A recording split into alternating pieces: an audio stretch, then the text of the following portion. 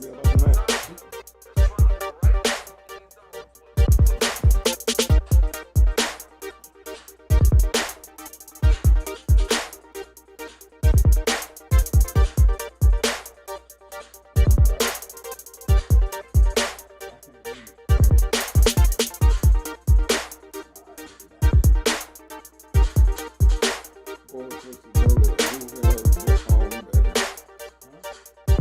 BOYLES versus BOLIO. Who had their own better? True headlines of American football, the history of offsprings that left a lot to talk about. But is it the BOYLES brand or the BOYLES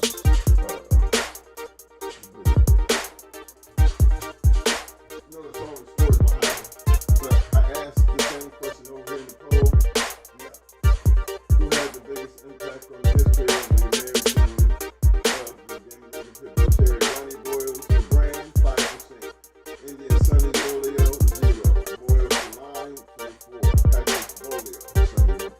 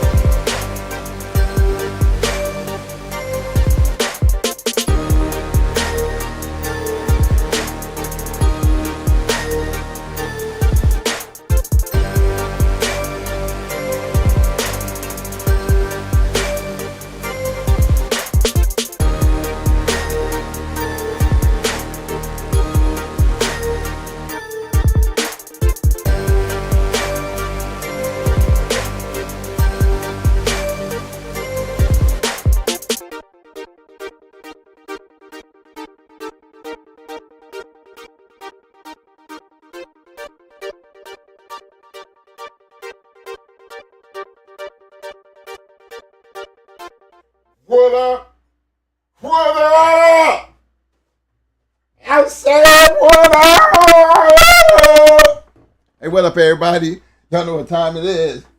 It's Talk Shit Tuesday. Big shout out to all my people in the Shark Tank. Big shout out to all my people out there on the back street. Y'all know what time it is. Don't forget to hit that like button if you haven't already done so. Don't forget to subscribe. And hey, don't forget to participate in the poll. There's no wrong or right answers. We just checking out to see where your head at. For all my people out there on the back street, just want you to know, baby, I see you. What up? Let me give him a special shout out. Big shout out to my man, one and only, long time supporter, my man, Mr. Dickie Foster, first one up in the house. Yeah, I seen it, Dickie. What up, fam? Always showing that love to any and everybody representing American Pit Bull Terrier. Big shout out to my man, Mr. William McNeil. I see you, fam. Peace. Big shout out to another long-time supporter. Been there since day one. Talk of the city, Kennels in the hills. What up, fam? My man, the Swamp Nest Monster, a.k.a. Melee in the house. What up, fam? Yo, my man, Mr. Brandon Newhouse in the house. What up, fam? Yo, the Mad Doctor. What up, fam? Big shout out to you, man.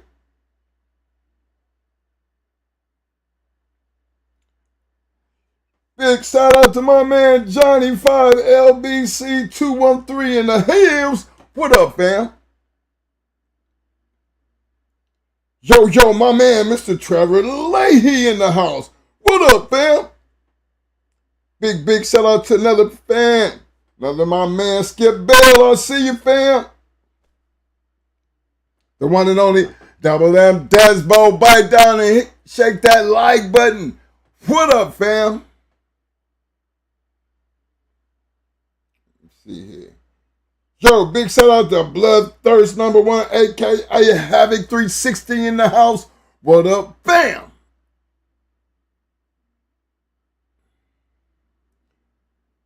Big shout out to Fresh DGSB. What up, fam? Let me see here. Quarter Boy Kennels in the hills. What up, fam?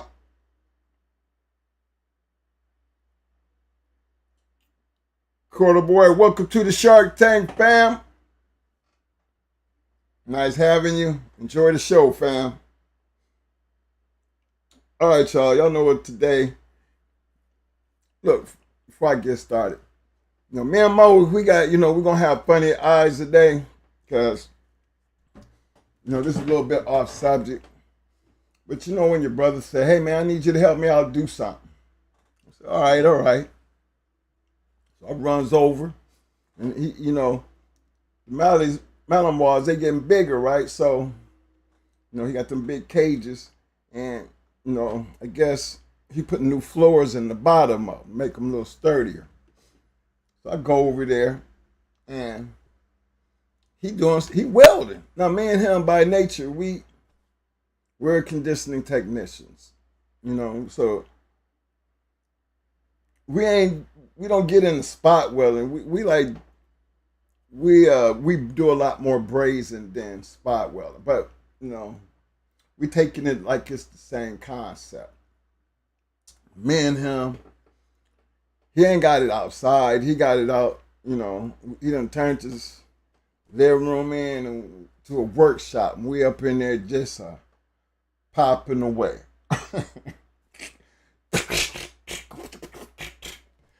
I got to give a big shout out to anybody who is a welder by trade. I know why they make so much money. Because, it wasn't just a fact that the light, and I know he had the shield, we was using the shield, but, with the shield on, he could, you could barely see where it was hitting. So, and he was like, Mike, I'm in the right area. I said, yeah. Got his hand put in the right area, and then he turned to my head. But I guess I wasn't turning my head enough because I think we did the whole floor. You know, actually we didn't rebuild. We didn't build. We didn't rebuild the floor. We built a floor. Trying our little skills. Man, we before the night it over, we was through. But the next day, man, I could barely see what's in front of me.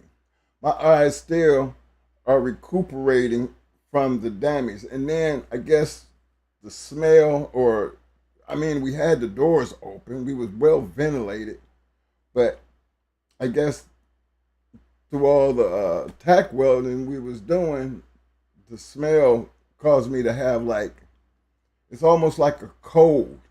Nose constantly running, tears running out your eyes. Got us both messed up. And we looking at each other today with all the shit I had to do today, and I can't see nothing. I can't read a schematic. I can't read a damn model number, nothing. The whole day just gone. So I'm just hoping that tomorrow will be a better day. But I say this because don't wait till you get older to be trying some new shit. Because I don't know if age got anything to do with it, but that's one thing I just told him. That's one thing we ain't gonna be doing. And that's I got me the a different type of goggle or something where I can protect these things right here because this is the worstest feeling of all times for me. Not being able to see clearly, and I just feel like I got a bunch of rocks running around in my head, up in my eye section. So bear with us tonight because we don't need the damn eyesight to sit here and talk. You know what I'm saying? But I just thought it was funny because he came right in the door and said, man, I had to go way out here to Riverview, man, and could barely see. He could barely see. How Mo had eye trouble. He could barely see without all that. But he be taking them chances, going out there, trying to do what he got to do. Me, I shut it down because don't do me no good. I had to read schematics today. There's no way I could do it. I tried to blow it up on the printer. Couldn't work, didn't work. All types of shit. So I just shut it down for the day. But much respect to the people who are out there doing that welding gig. You know what I'm saying? Big shout out to my younger brother out there in Kansas City. That's what he do. He went from doing the AC thing to actually doing chill water piping and shit. He do a lot of welding over there. And I just thought it was funny because he started out brazing. So we thinking we gonna braze, we gonna weld like we braze, and whoo, did we get a shot? Cause I don't remember going through all that trouble brazing nothing. But that welder, woo! Hey, if you ain't got the right equipment, and I think that's what it was, because we had one of them shields you just hold up and look through it, and then it's supposed to be spot welding, but it was hard to do. But still, both of us wound up with messed up eyes. So I just thought that I share that with you, because like I said, hey, don't wait till you get old to try something new, because shit, the experience was a terrible one for me. I ain't like it. I couldn't even. When I got home last night, remember we was out doing this at 2:00 in the morning when we finally finished the one full cage, the bottom, the floor. But I got home, I couldn't even sleep. My eyes was hurting so bad. This morning he came by and he gave me some medicine. When he had his eye surgery, said try that shit out. So it did work, but it didn't take all the pain away. It didn't really take the rock part away. But I still got eyesight. I just like I got a cloud over my eyes. So it was just funny. We both sitting up here looking stupid at each other, and then be laughing. Because he hooked up with me about 8 o'clock this morning. Hey, man, you all right? You feel so? I said, yeah, man, I'm all messed up. And it was just funny because, we've been around each other many, many years. This is not the first dumb thing that we did. But, I try to be there when he need me. But then when you stop and look at it, we just be laughing like, man, that was some dumb shit, man. I ain't doing that no more. So now we got to go out and get us, because we got two more to build. So I guess we got to go out and get us a different type of gargle. Because that handheld one holding over your face, that thing didn't do nothing. Got us both messed up. But it's just funny, man, that we still doing dumb shit together. So big shout out to all my welders out there. You know, they make that big money, but I understand why. Because you deserve it. Because you definitely messing with your eyesight when you're playing with that. Didn't know it was that serious, because I had a couple friends that there were welders, and they was all, they was talking about the older they got, how their eyes feeling bad, and that all came from welding. But Ben, we wasn't no lifetime welders. I didn't think one day would make such a big difference. And boy, oh boy, was I wrong.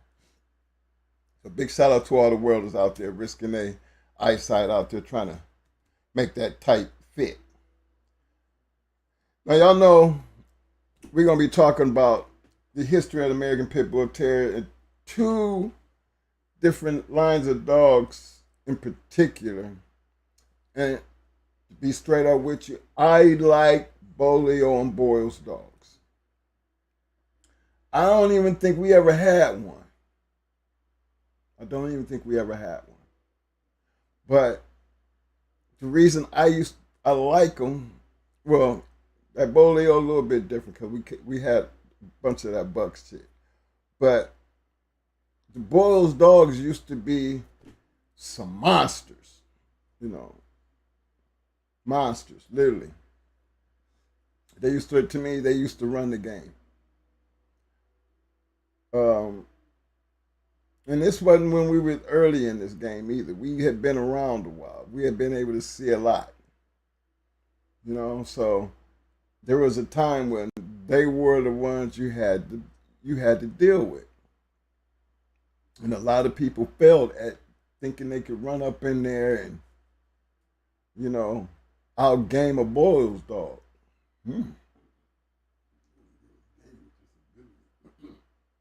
Yeah. Well, they was ability. They didn't have to game that destructive ability. That was a tested thing. What I liked about them, that's where, because it was more like my style. I'm like one of them. Oh, we ain't looking here to be all night. That was our way of thinking. Total destruction, games don't matter type of situation. The BOYLES dogs used to be like that. But over time, I actually seen what it took to beat a BOYLES dog. And that took a lot for that to actually happen. Because when the trees start coming down, you start like, okay, start running them BOYLES dogs up out of town quick. But it was just one of them things that I liked about them because their destructive ability. And then the BOLIO dogs, that's just one of them historic stories, you read about Indian Sunny, and actually I think in my task to run down Storm and Norman, he was hanging out down there with Indian Sunny, and it was one of them things, I don't know what happened to him after that situation, but I didn't want to run up on the man. My business was with Storm and Norman. My business was not with Indian Sunny, so I respect people's houses. But, to see the drama that he went through, then the whole Pat Patrick situation. But still, when you look at Ronnie BOYLES, the breed, Ronnie BOYLES, the brand, Indian BOLIO, Indian Sunny's BOLIO, Patrick's BOLIO, totally two different. Everybody did shit different. But the dogs as a whole, based on history, you can't knock them too. We talk about the Red Boy, the Yellows, the Eli's, the Snoodies, the Jeeps. But tell you something, man. Them Bolio and Boyle's dog done the right way back then, it was like a treasure chest. You know, and when shit is hot, everybody wants some. Sometimes things that work for it's not meant to work for everybody. So you start looking at the decline. Is that because the wrong people got them, or just not enough for the right people? And sales is what does it, because everybody want to jump on that bandwagon, and some of them people who jump on that bandwagon just not meant to be handling something that's such a high caliber, because it's like trying to shoot an M60, with one hand like you Rambo. In real life, that shit don't really be working. Hell, I could barely stand behind an M60, you know, in the Marines. I mean, and it's on a tripod. Shit, imagine sitting there, 8 hours a day, every day. Just give me my sniper rifle and let me do it. I want to be one of them. I don't. But I love a thing, like I said, that cover fire can be a mob. But you got to understand this breeding and the people in the history of these dogs, and it's always a history behind them. It's important to understand the history, so you can watch the development and what leads to why we talk about certain dog and certain people, because they do have an impact. And when Mo get on here, I'm gonna let him just run down through it. But appreciate everybody for showing up, showing out. Don't forget to participate in the poll. Don't forget to hit that like button, and don't forget to subscribe if you haven't already done so. I don't know where you want to start at, Mo Diggity, but guess what?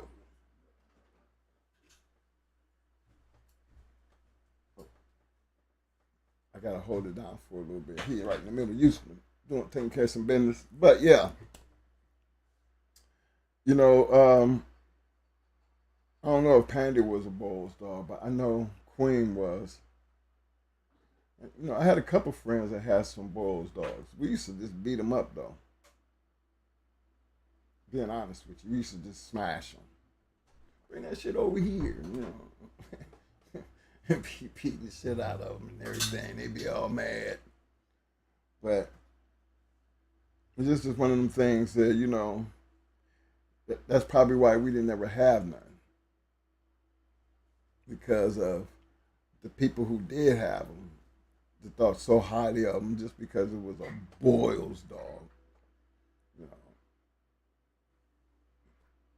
They want to come check they shit on some real shit, and I used to just laugh at them because, you got some people out here that think just because it's a Mayday dog, it's supposed to be all world, or just because it's a Queen of Heart dog, it's supposed to be all world, and that's not true. See, I believe a lot of the game is always back in the day was based on experience. The more experience you had, the better off you got. And we can be, prime examples of that because we messed over a lot of good dogs due to the lack of experience. We can tell y'all that. We're not afraid to say that simply because, So like we've been through it. We totally understand. But if you are true to whatever you're trying to do, them things experience does by far make you better at what you do. Gives you a better understanding of how you do it.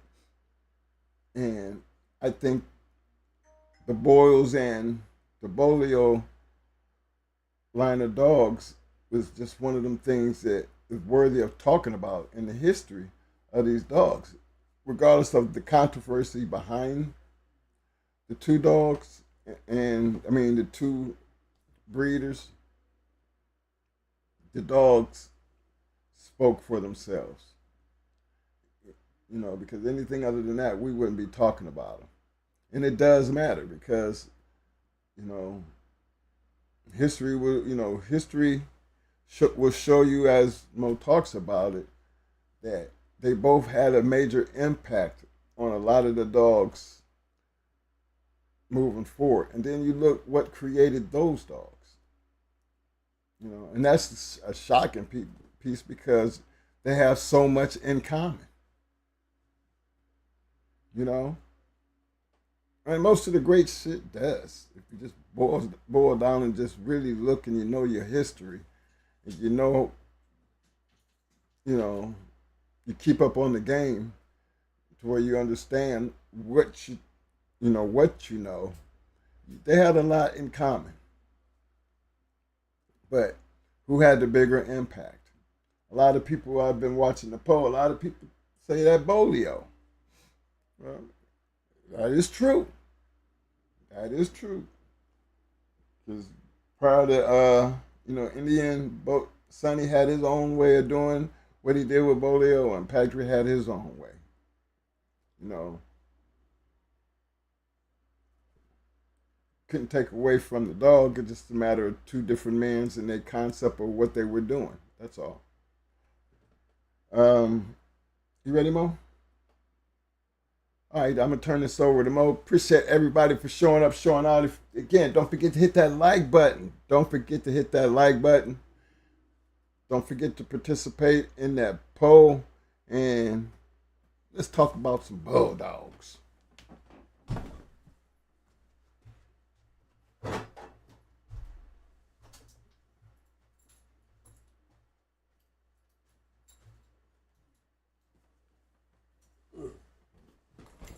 What up, everybody?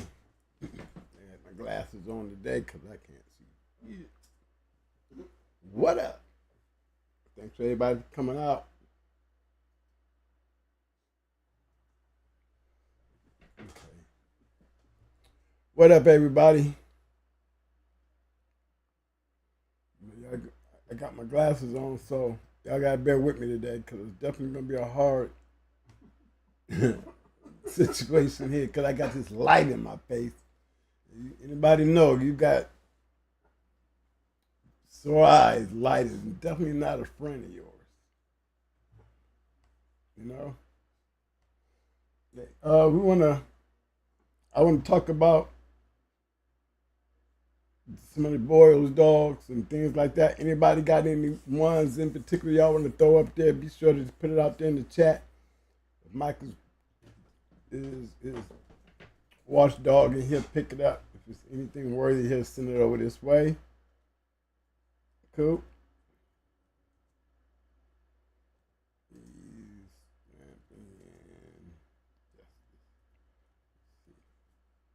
Give me a quick second. I want to see something. Okay, while he's doing that, I'm going to give my quick shout outs. I see a couple of my fams in the house. Make sure everybody get their recognition out of the way. Let me get that out the way.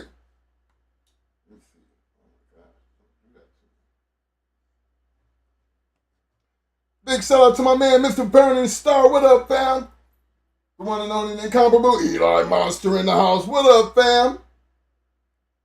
Itchy! What up, fam? I see you. Ballin' 11 ways. I see you, fam. What up? Union County in the house. What up, fam? The almighty ones in the house. What up, fam?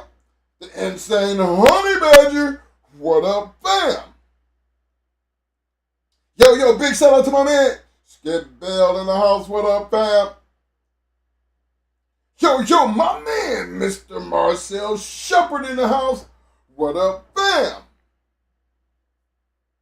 Big Witch, I see you, fam.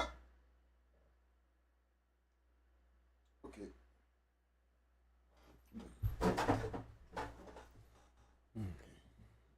All right, guys. First one I'm going to start off with is a good friend of mine. He actually had the Ace puppies, Grand Champion Ace puppies, when I went and picked them up. I picked them up from him. And he had a champion. You know, Sean's been around for a long time. But he was a good friend. But he had one. His name was Sean B's Champion. justice. Now here's a Boyle's dog, y'all, that, it's a combination, but he a Boyle's dog. And he has some Patrick in him. You can almost tell by certain characteristics. Definitely they stand out. This is pedigree.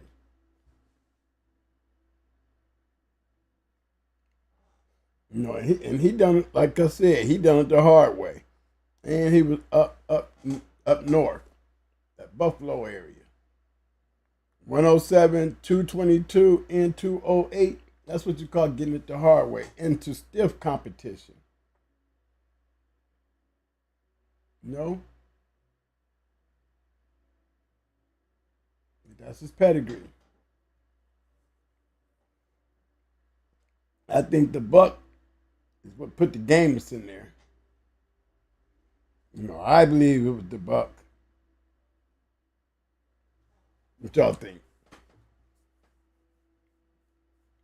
And Black Paz was another bad dog. I gotta give it to him on the Black Paz. Paz was another good one.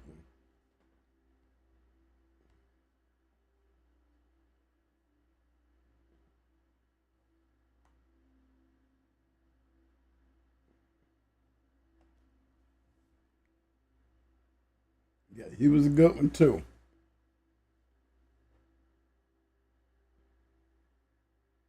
But if you notice how they breeding them, if you paying close attention on how they breeding, Ronnie Boyles was pretty smart. A good way of being a good breeder is to know when to make the right cross. And I've always said champions make champions. Big shout out to my man Union City. He said, "Twin, did you ever see Queen of Hearts?" Yeah. We seen her on Pepper when the Abraham first acquired her. I lost money on her. Yeah, I lost money on her because I seen Pepper destroy the Abrahams, and they vowed to come back and get her ass. But Pepper was nothing to be playing with. She's some of that sly stuff out of Flint, Michigan. And I think Pepper would have gave Grand Champion Sadie Lady a run for her money too. But I gotta give it to you. Queen is probably outside of Pandy, before Pandy came along. Queen was probably the roughest dog I ever seen outside of Ace. And I seen Queen before I seen Ace. You know what I'm saying? So Queen was a destroyer. She was a destroyer. And the thing was, when you went into her, it's just a matter of time when you're gonna finally concede. That's all. Because she was never winning. Never winning. She won 8 and she was never losing. Never seen her down. Never seen somebody work with her. None of that. Just total destruction. If you was game, you was decently game. You end up getting picked up. If you wasn't game, you fought. But yeah, she destroyed Pepper. When I say she destroyed her, she destroyed her very quickly. From that point on, I know why they, when the Red Boys came along, those things changed. Detroit used to have a lot of pretty good Boyles dogs up in that area. Michigan has some Boyles dogs up there. But, you start going through there and you'll see in them later years, stepping off into the early 90s, they was losing. Really, like the late 80s to the early 90s, they started getting knocked off. Bold Action was one of them. You know what I'm saying?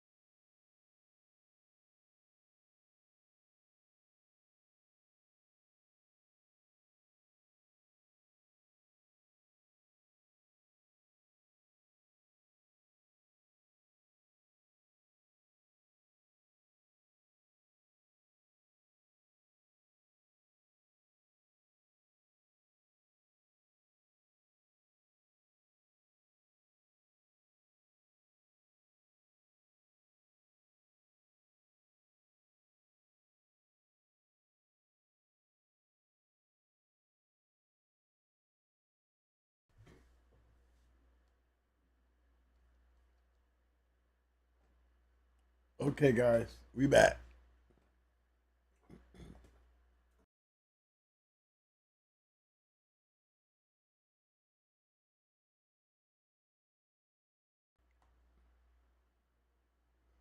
That was my first snatch. Straight up game bulldog. But he had ability too, guys. Don't be fooled. Don't be fooled. You know, if you was up there in the New York area, STP was definitely a figure to be dealt with. It was a pretty good kennel, and they had nice dogs. One of the nicest ones that I never got a chance to see, but I seen a video of him in my early years. Black Pass was definitely a good one. Look at his pedigree.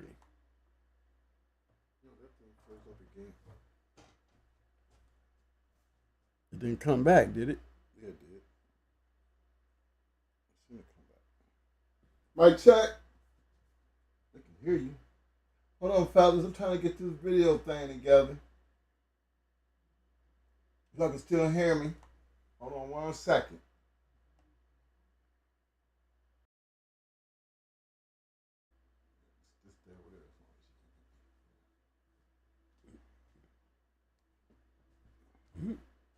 Stay over there as long as I can.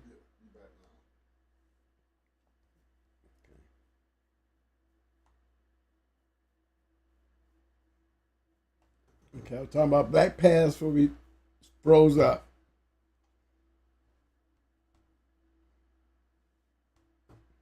Good producer.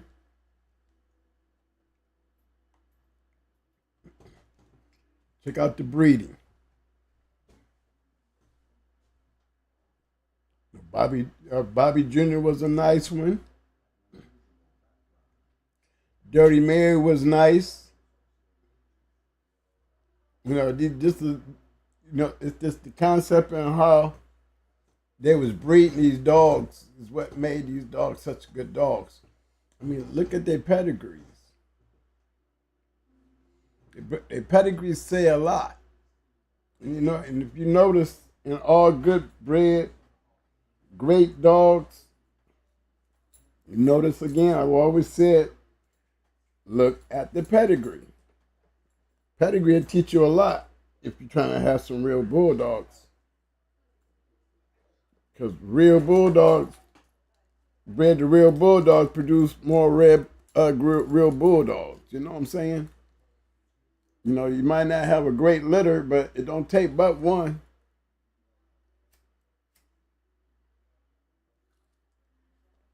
And getting one is a task in itself. Lord help you if you can get 2 or 3. You're doing great. But just to get one is an accomplishment. You know, and I've always liked the way the BOYLES dogs were bred, and you know, just the way they was breeding them. You know, this dog here is a nice bred dog.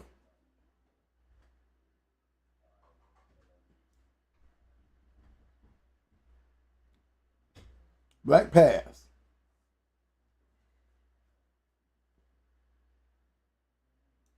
You know, everybody always wondering about Hank.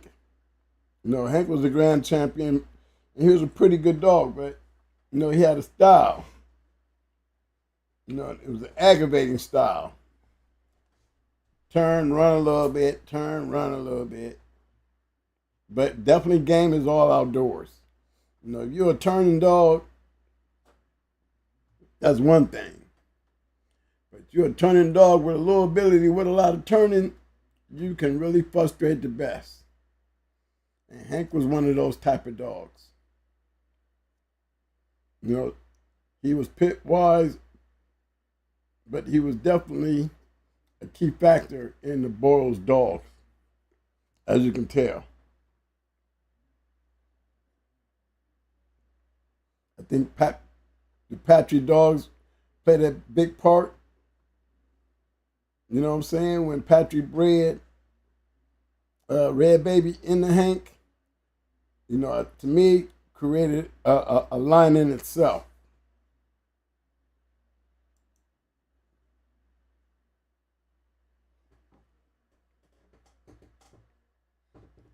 Bobby Jr.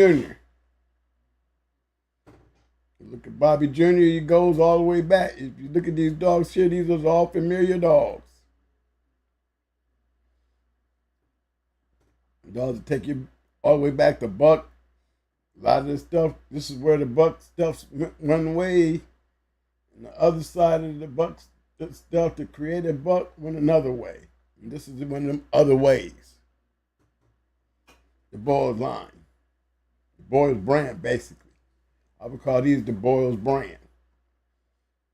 Black Bumpus, Hugo, Euler Jr., Right Hand Man.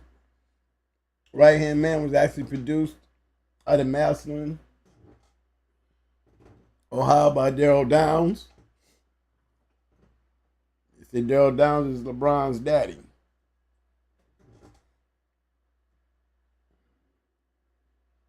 But look how he's bred. Real nice bred. Goes black gold. Real nice. As you can tell, there go Hank. They go to the BOLIO stuff. So we know that Hank and the BOLIO stuff works very well. It's proven fact right here. So for you guys as breeding dogs, this is a good study course. Is to study the Boyles dogs and the climb on how they play such a factor by using Hank. My question would be, why would I want to breed the Hank like Pat and them was doing if he was such a turner? A joy full contact unless he was really doing the contact.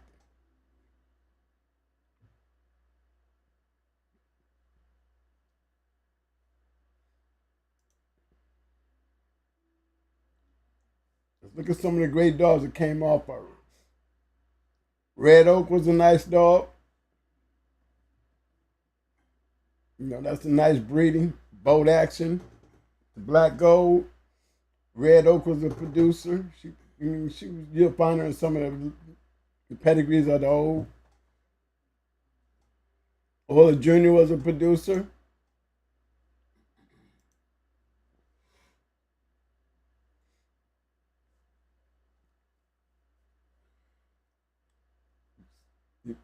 You got Champion Voodoo.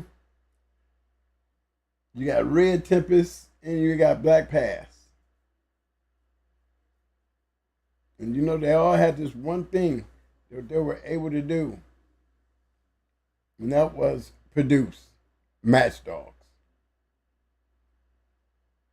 Match dogs. Bobby Jr. was a nice one.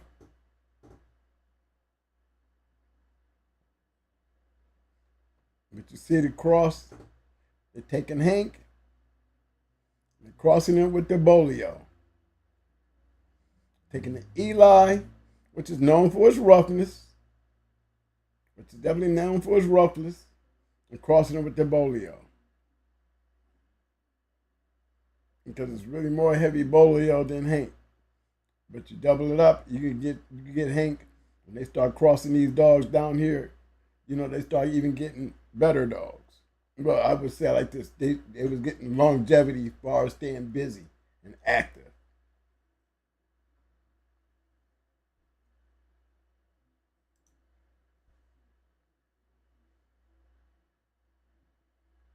That's really an Eli dog.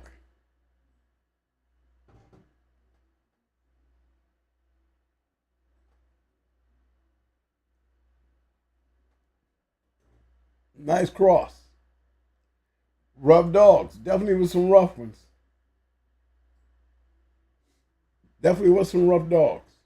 And to me, it seems like they made the Eli dogs even rougher. These dogs here did.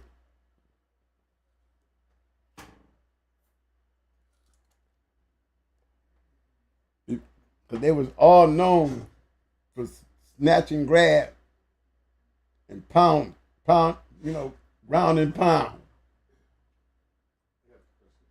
Okay. Big shout out to my man, Mr. Himmy James in the house. What up, Himmy? Himmy say, anyone understand what a BOYLES brand is and why the others are not? Well, that's a good one. And Himmy, if you was to call in and explain it to everybody, it would be a lot better than me because you brought it up. Because is that a question to me or do you want to explain it? Because I'll sit back and, oh, you don't know? Oh, that's what he's saying? Do anybody know the difference? Oh, there's definitely a difference.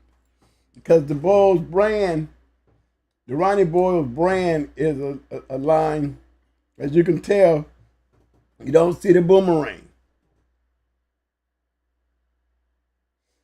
Remember, these are the dogs that created the BOYLES brand. Ronnie BOYLES started using them.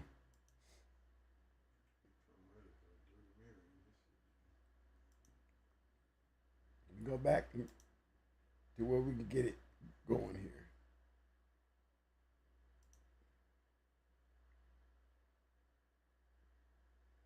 I think he picked up where the lineup started right around in. Let me grab one. Because these dogs right here, basically, these were STP, but the names, they started rocking.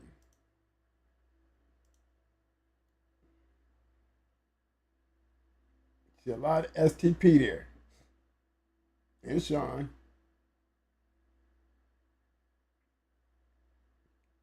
Baz Jr., New York dog, Chambers boys up there in New York.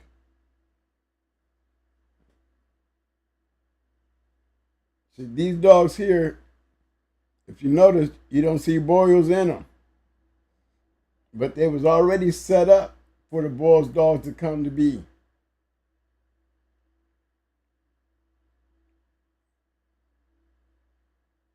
Right? So let's see.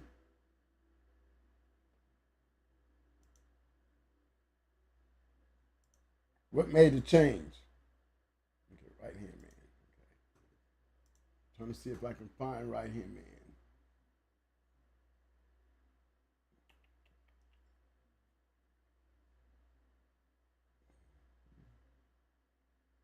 I get glasses, I can't really see that well, but I'm trying to find right hand man, guys.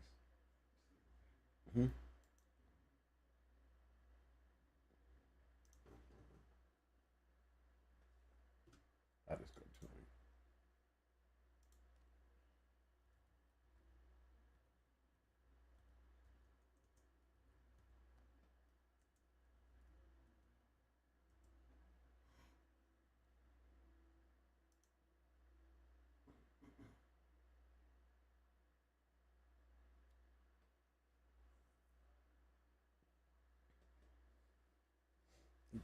Okay, this dog here was actually born in was actually produced by Ronnie, not Ronnie BOYLES, but this dog was produced by Daryl Downs.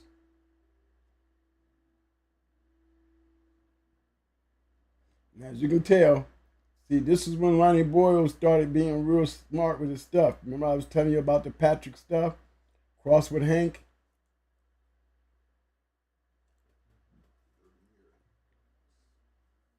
See the Dirty Mary stuff? That's the Hank crossed with the BOLIO.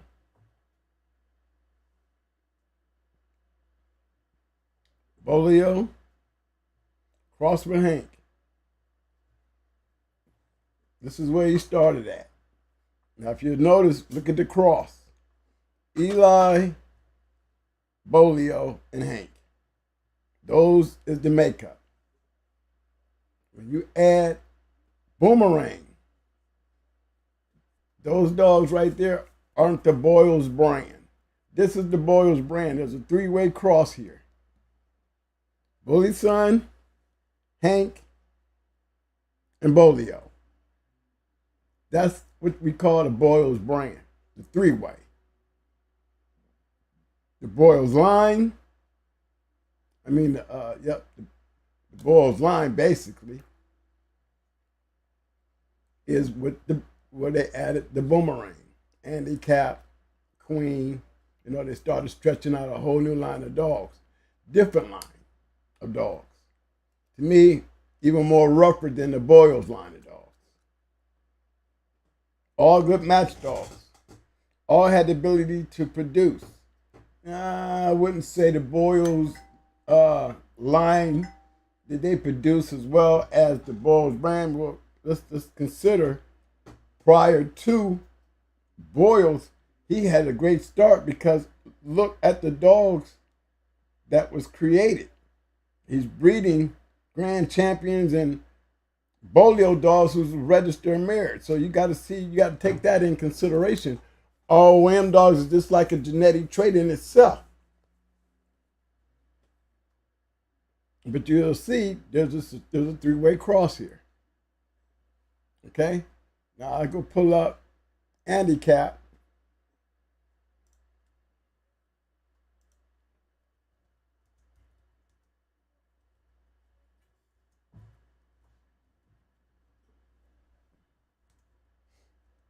I go back to show you the difference.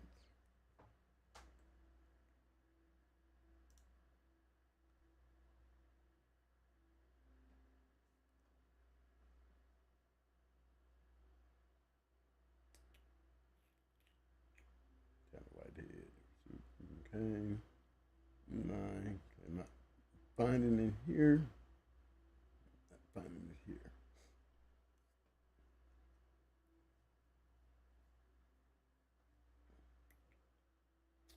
Hank, Eli.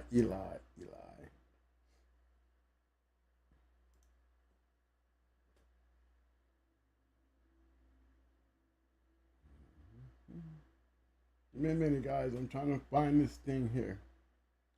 I can hardly see.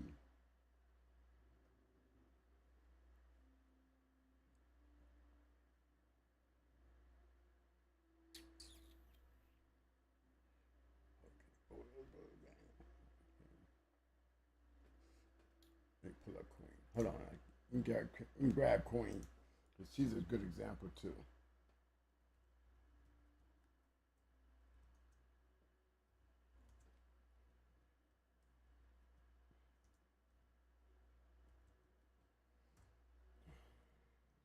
Man, why is it so hot in here? Is it?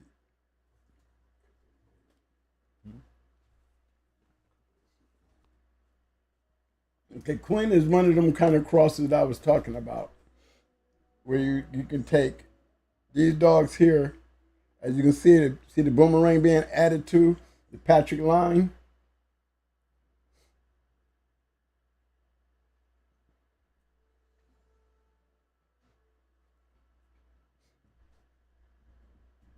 I don't know what is wrong with me today, but it's hot. Maybe I'm burning for some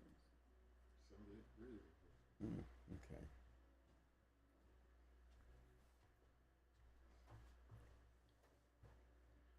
Boyles, not Boyles, but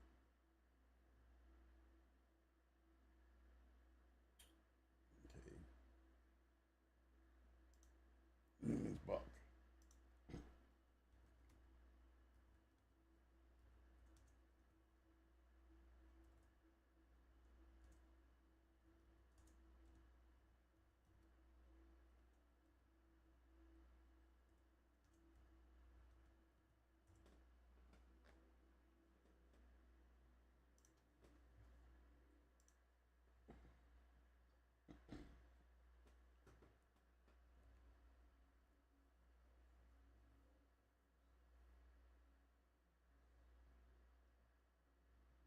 Eli. Okay, we got still dealing with the three ways. You see that? Now this is Newman's Buck here. Eli, Hank, and Bolio. These are what they call Boyle's dogs, the Boyle's brand. Ronnie Boyles dealt with that three-way cost in the BOLIO, Bully Son, and Hank.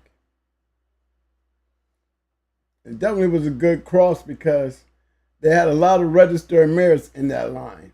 They produced, that's why the Boyles dog became so popular because they was producing a lot of match dogs. I'm talking about they were fiery young dogs. Eli dogs was always produced early starters. It's not too many times I've ever seen a slow developing Eli dog. When I say Eli, I'm talking about uh, Boy Blue Joe's Eli. I'm not talking about Eli Jr. These was pretty nice hot dogs, and they had a lot of producing power. Look at all the registered mares and the producing dogs in here. That's the thing that I liked about the Boyles dogs was that they come from a line of producers, and when you're dealing with guys that match a lot of dogs, you best believe you're gonna find a lot of registered merits in their pedigree. It's like one of those kind of things that if you want to continue a good line, is you take good producers and keep them producing.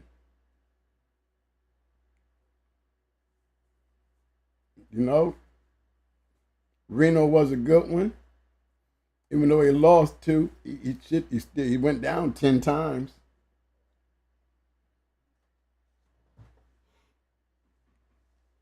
Don't worry, him. I'm going to get around to the four-way. I just ain't got into my gimme to pull it up.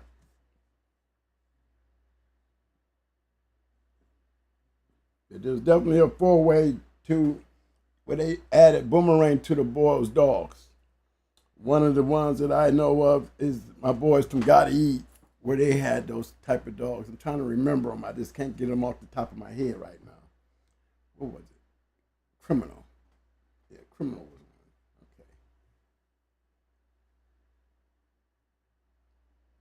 Let me see if I can grab one. I'm trying to grab one so you can see one. Let me see. Gotta Eat.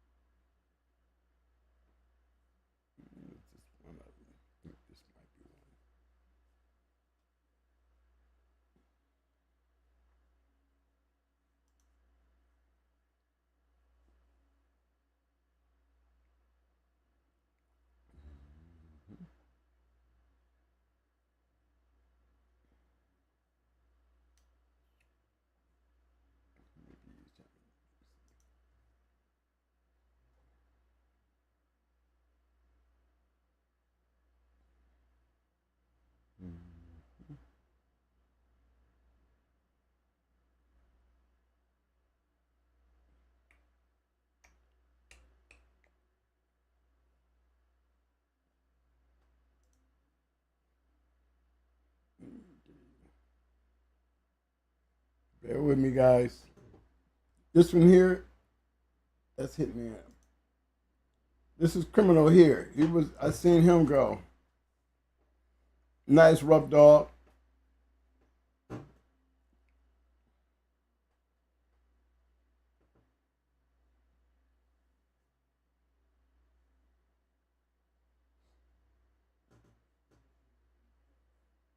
The only difference is, whether they know it or not, and just probably why that shit worked so well was that was a Mayday dog right there.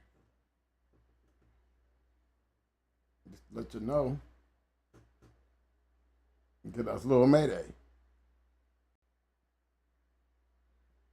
You can't say it didn't work because it still had a lot of BOLIO.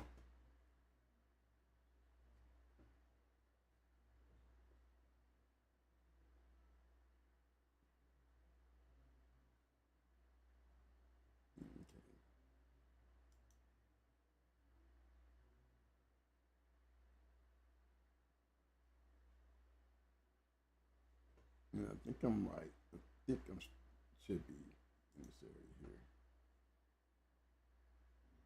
Okay. The Sweet Williams was the added addition of the boomerang.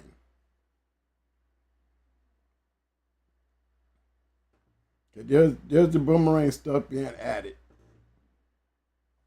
It was the Sweet Williams stuff that was being added. Okay, like you see the balls ready.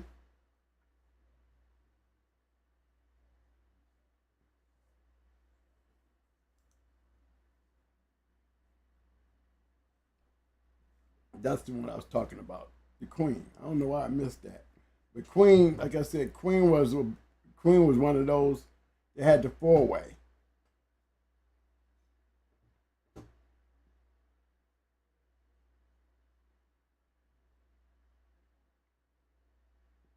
Henry B was another good one. He was out of Ohio.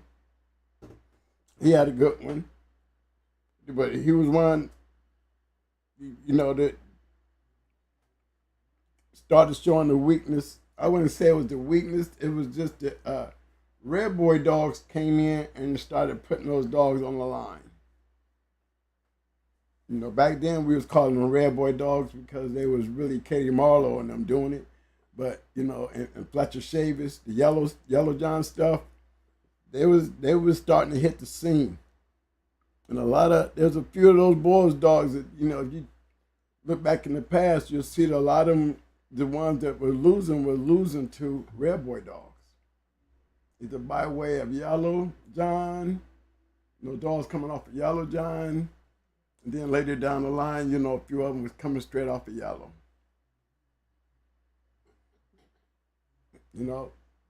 If you don't keep these dogs rough, then you're taking away from what made these dogs great. But this is a four-way here. You can say Queen was a four-way. That was the difference between the Boyles brand and the Boyles line. This is still a Boyles line dogs right here. The makeup. They created the Boyles line. Just like Tweet.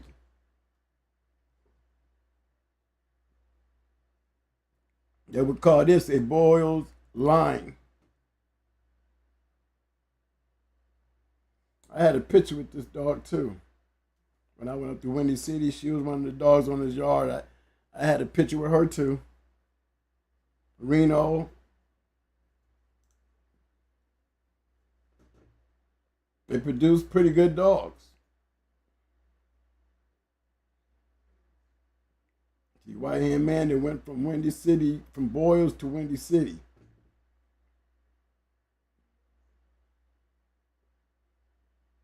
Another good dog. You would call him a Boyles line. Not Boyles brand, Boyles line.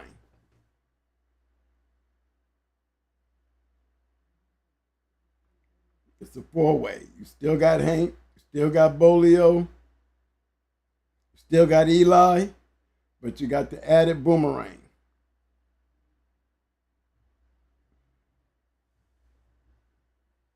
See, that's the difference. You still call it Boyles, but we call it Boyles line because a lot of those dogs, were being used when they added them. You take a Boyles dog and you crossing it with the boomerang. Like I was saying, Queen of Heart was definitely one of them. Is what we would call that. This one here, another one. This is what we call the Boyles line.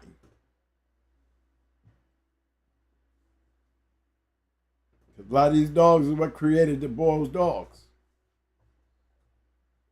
But then you still have that boomerang.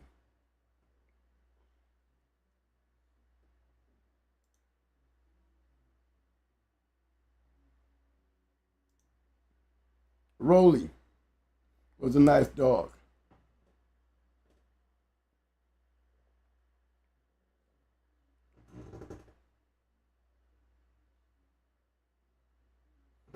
He ended up down in Akron. Another Boyles line, not brand, Boyles line. He has boomerang in it. You see where I'm going with this, Hemi? Hmm? Okay.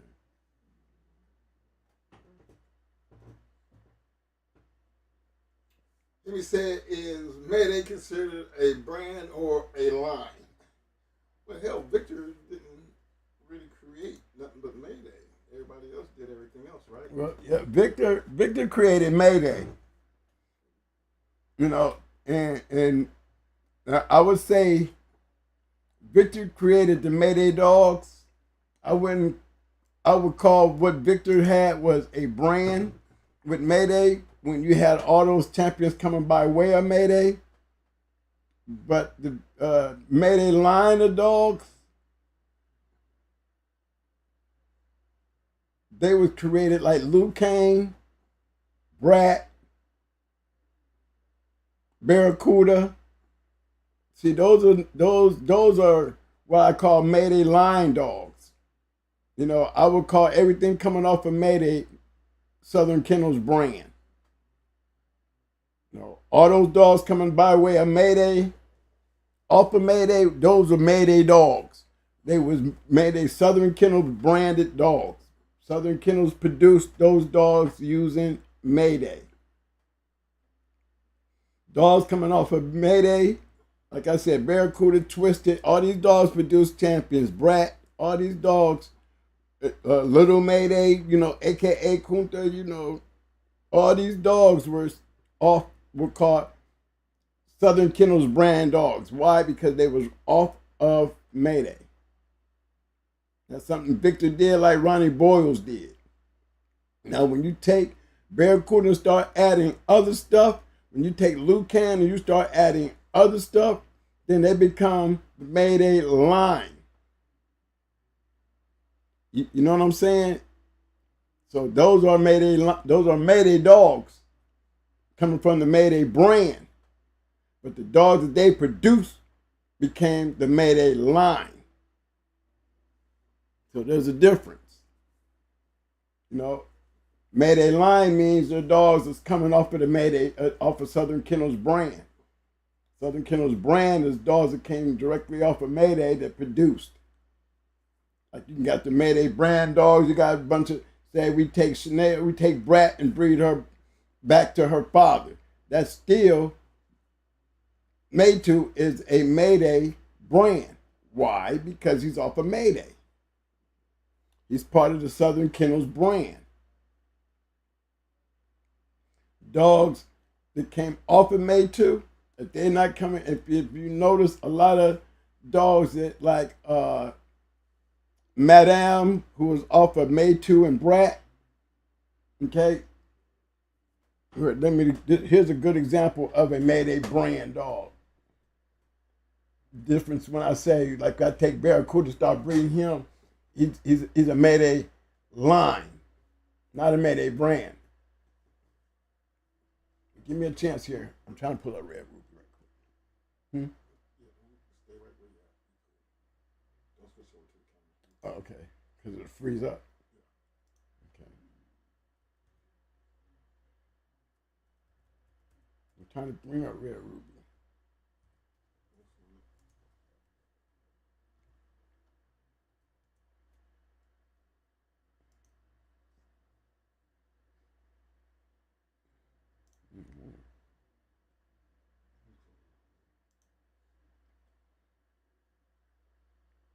Okay, this is one I would still call this a Mayday brand.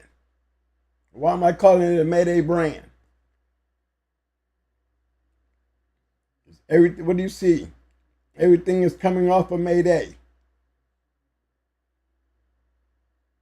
That's a Mayday brand. That's a Southern Kennels brand. Because everything is coming off of Mayday.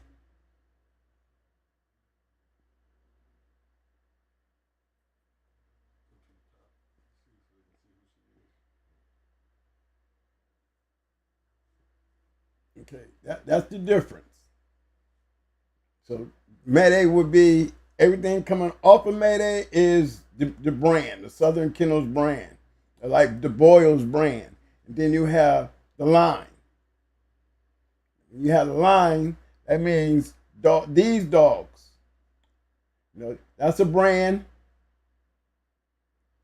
That's a brand. Coming off of Mayday, everybody off of Mayday.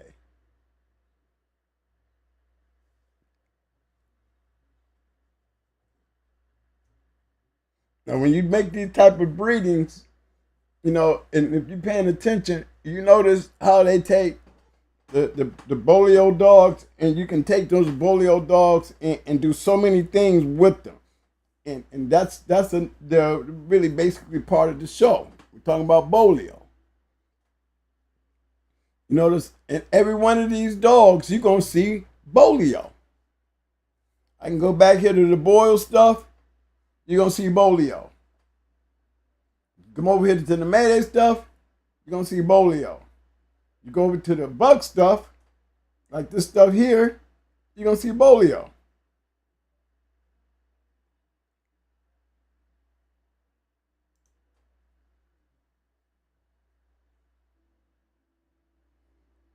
Same stuff that we seen in the boils dogs, we see over here in these dogs. The BOLIO. All the difference is they're crossing it with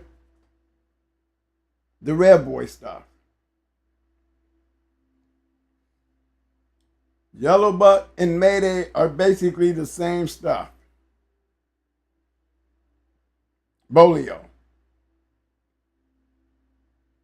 You got buck, heavy BOLIO. Mayday,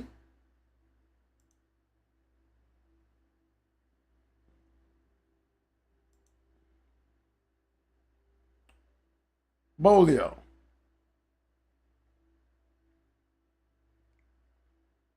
And the thing that to me, the key factors into the BOLIO stuff is, you know, we talk about Jeep, we talk about, you know, great bred dogs, producing dogs, Jeep, Yellow, Buck, Frisco, you know, and when you look at these dogs' pedigree, you know, they all have one thing in common. They all carry that register of merit genetic gene. Register of merit is a gene. It's a genetic trait. Trust me. We wouldn't be having all these register of merits if there wasn't such a thing called traits. We're talking about BOLIO, so I'm going to stay on BOLIO.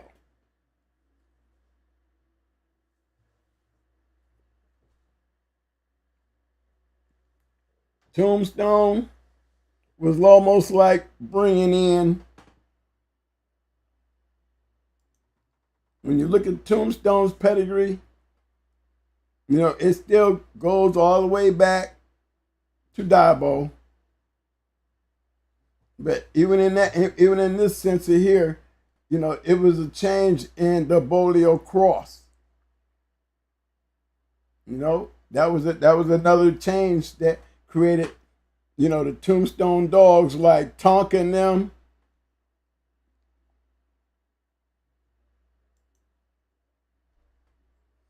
They're almost like, you know, the same type of cross that created the BOYLES line of dogs. But these dogs here got Tombstone. It goes back to the same old stuff, the Dabo stuff. Keep that in mind. But it just show you how the BOLIO stuff, this played such a big part in a lot of these great producing dogs. And we're talking about great producing dogs. BOYLES dogs have produced a lot of match dogs. BOLIO dogs has produced a lot of match dogs. Eli dogs has produced a lot of match dogs. And if you notice, they all at some point goes back to Carver. All of them. And we all know that Maurice Carver was a genetic genius, even if he was full of shit. one thing he was doing, he knew how to produce match dogs. And like I said, they all had a common factor. What was the common factor? Indian BOLIO. When we say Mayday, we can say Indian BOLIO. When we say yellow buck, we can say BOLIO. Because Awesome Baby was off of yellow, bred the buck. Remember? Awesome Baby came off of yellow, so did Mayday. Mayday's bottom is the buck bottom. Dogs that you'll find here, they will buck daddy right there.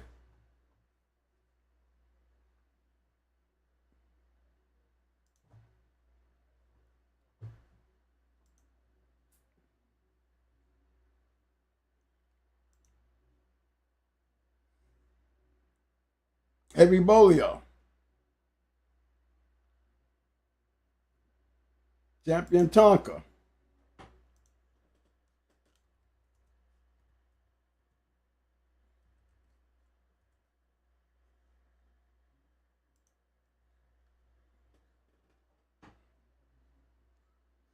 See all that production out of Tonka?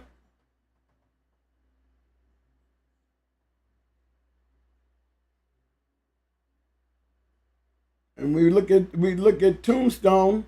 There go baby. There's BOLIO. We're back on the BOLIO. And I always tell y'all, you know, the key to Grand Champion Buck, what made Buck different than the other Patriot dogs was stabber. I always tell y'all that. I always go looking for stabber. The stabber is the one that set the mark. Stabber is the one that made the difference. Look at these dogs. Match dogs.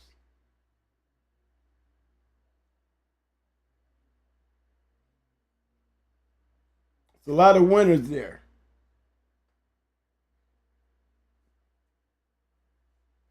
But if you'll notice the top side of Tombstone, we'll find these same dogs in the BOYLES dogs. We'll see Spike, we'll see, it all goes back around Dabo. Same thing with BOLIO. You know, they all end up going back at some point. They all seem to, you use a family tree, you'll find all these dogs sooner or later going to end up on the same tree. Some way or another, they all end up on the same tree.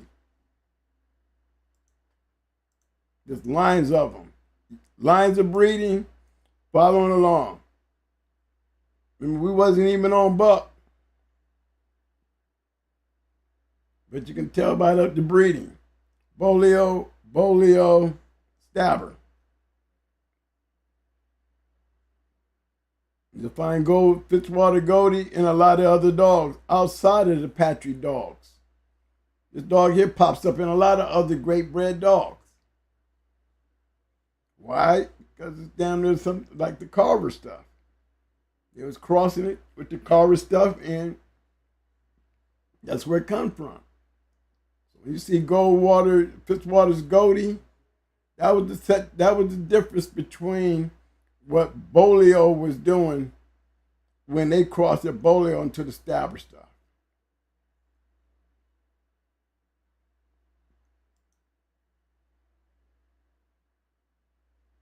What was the difference in the stabber? Stabber went in there with some of that old family red nose shit.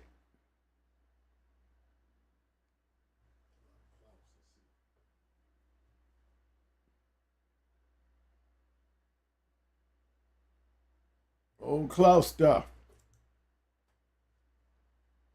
Savino.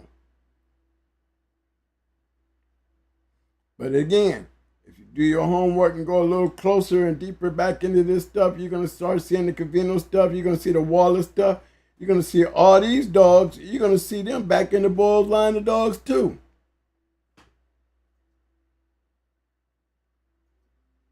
Same concept, different direction. But you got to follow the trend.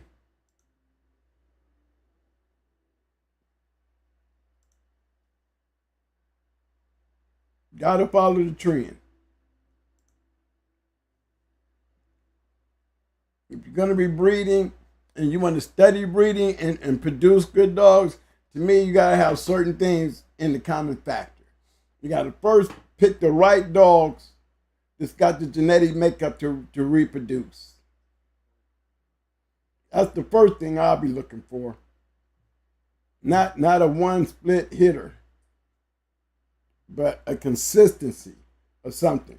This is what I call consistency.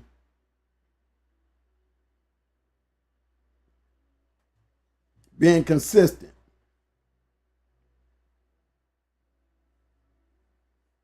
You know? And all you do is just keep putting it on top of each other. The same stuff that you see here is the same stuff that created Baby in them.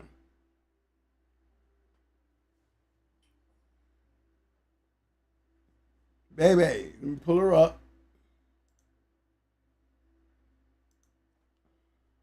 So you can put them next to each other and see, you know, it's not hard to pick it up and see why these dogs were producing.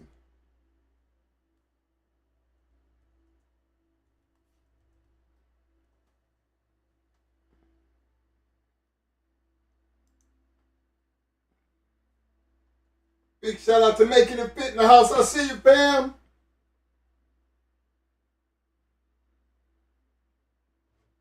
Same dog. But you don't see Brad in there nowhere. You see your Brad's brother though, but you don't see Brad in there nowhere. Nowhere. The same old stuff right here.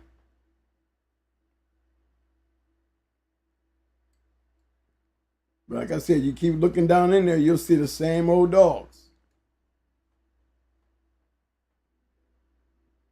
See the dogs that she produced?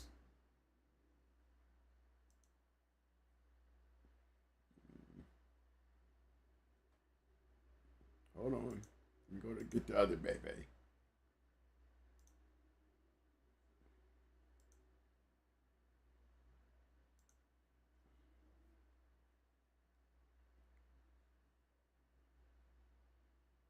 Same old stuff.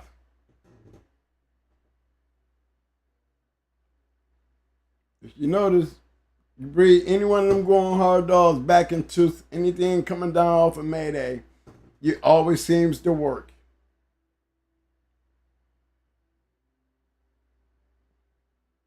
Same thing they did with Ronnie Boyles and stuff. They, you know, me, I think they took advantage of the two great producing dogs. I know that's what I was doing. I'm looking at BOLIO. I'm looking at Yellow, which I'm looking really at Red Boy more than Yellow. And I'm looking at BOLIO. Every one of these dogs ain't got Eli. But we're down there. If take the BOLIO out of the equation, these dogs, you know, and look at Yellow, the Red Boy stuff. Tell me Yellow and the Red Boy stuff and the BOLIO stuff was not producing about a great dog. It was. You can't get away from those factors. Do the same thing with Jeep. Look at the Bulls dogs, guess what? You're going to find Bully Son and Eli and all those dogs in it. You know what I'm saying? You're going to find those same dogs in these dogs. You're going to find Jeep in these dogs. Even if we question Ace, we're going to still find Jeep in these dogs right here. Why? Because Miss Nico was a Jeep dog.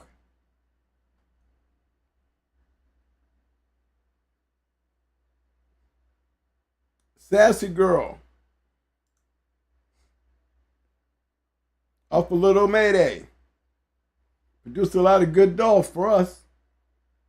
But you're going to find Jeep in her pedigree.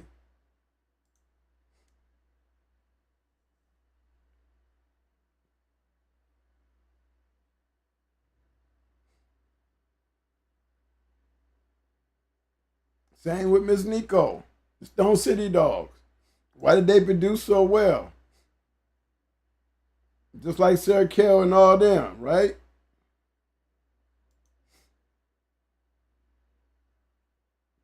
You're going to find the Bolio. We're going to have the Bolio because there's Buck. There's our Red Boy.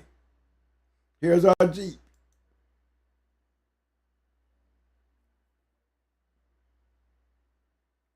Still got the bully son. Or, the Eli, the bully son.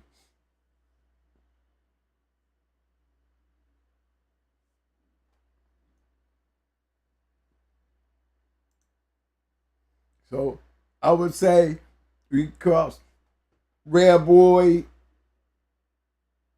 with Jeep, you're gonna get good dogs. You put yellow Red Boy with Bolio, you're gonna get good dogs. You put yellow Red Boy, Bolio, and Jeep, which is still bully son stuff, Eli, you're going to get good dogs.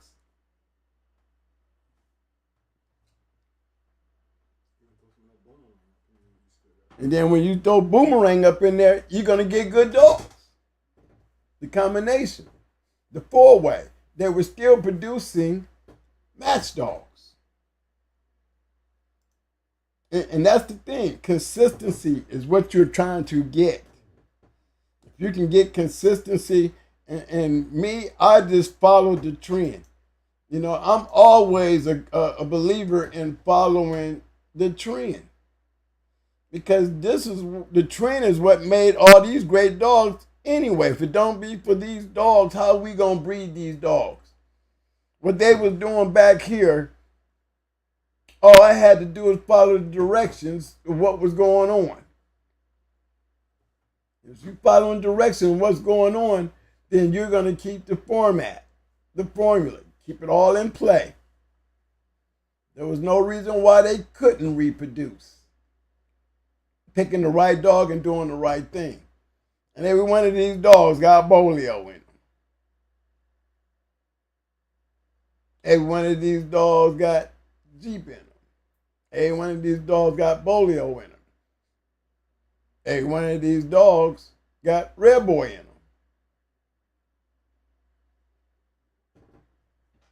them. And don't forget Finley's Bow. Don't forget Finley's Bow is a Carver dog.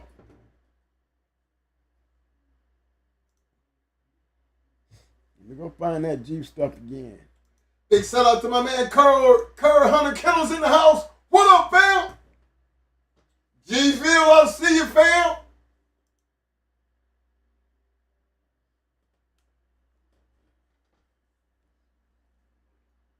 Look at that pedigree. You're going to find them same dogs in Red Boy. Same dogs. Big shout out to my man, Mr. Chico Nicholas, representing the D. What up, fam? This is one of them lines where we already know Kobe could produce great dogs.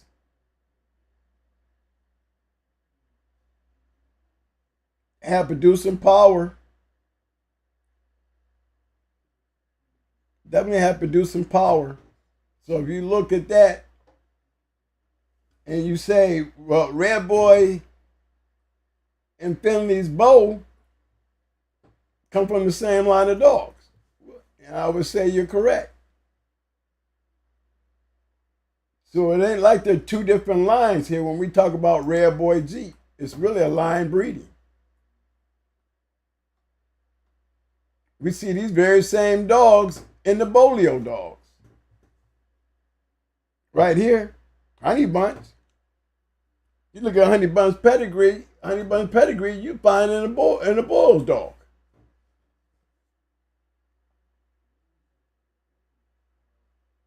Paying attention, you'll see what creates great producing dogs.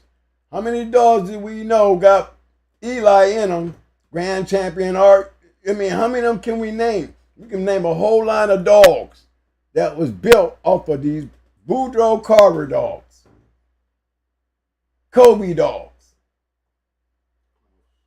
Klaus dogs. Look how far back we are grabbing these dogs and bringing them up to the front and the branches that came off of the dogs. But you can really just boil it down if you was to start and just do an analysis. They were 4 great lines of dogs. They made up this history of great dogs.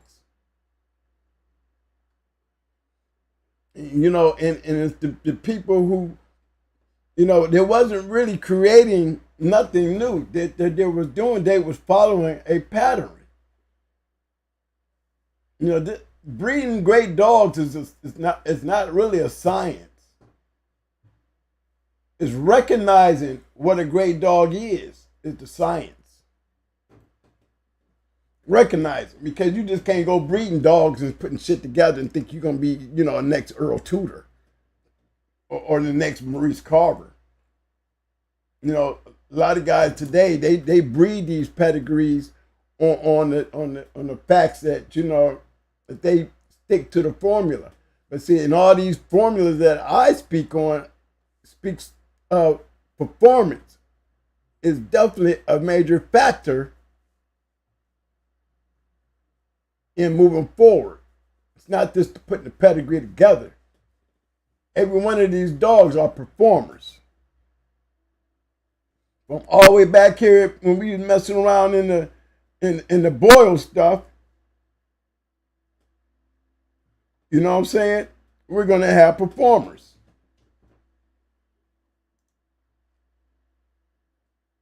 Big shout out to my man Shreveport, Mike in the house. What up, fam? Game breaker, I see you, fam. Mr. Cecil Jackson, what's up, fam? Indian BOLIO.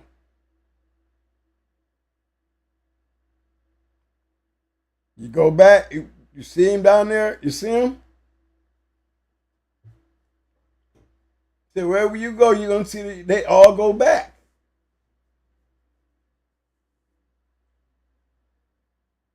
Black Widow top and bottom. That was a factor.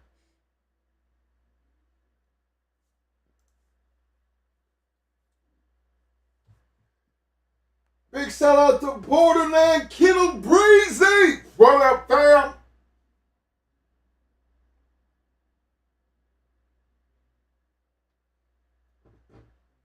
Again, we look at these stuff right here. Right? Heavy BOLIO again. We got BOLIO. BOLIO. There's our Hank.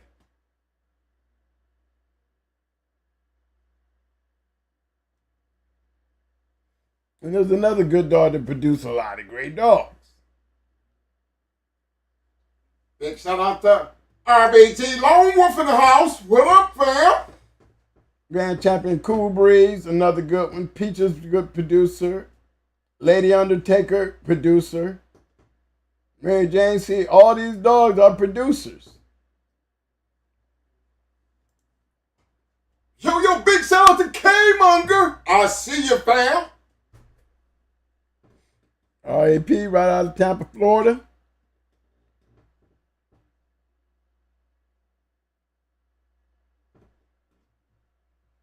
Yo, word list in the house. What up, fam? And when you look at him again, I say, even when it comes to Hank, Hank still goes back to the BOLIO, to the BOYLES, I mean, not BOYLES, to the Tudor stuff. They go Black Widow.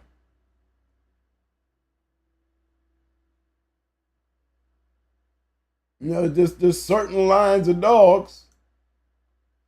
It's going to take you back to the same old stuff. There's Black Widow again. Black Widow top and bottom.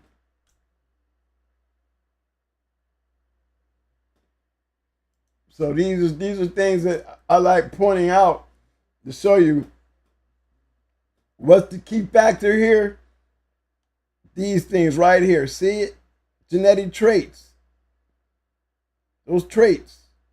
And you know, you look at those traits, they all got something in common. They all seem to fall back into certain particular dogs. certain particular dogs, all the way even down to BOLIO. You know what I'm saying? Even BOLIO. Certain particular dogs.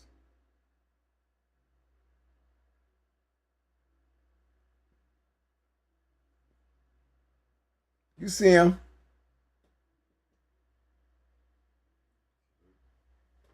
But I'm trying to tell you that this Water's Goldie, key piece of that puzzle. Kobe.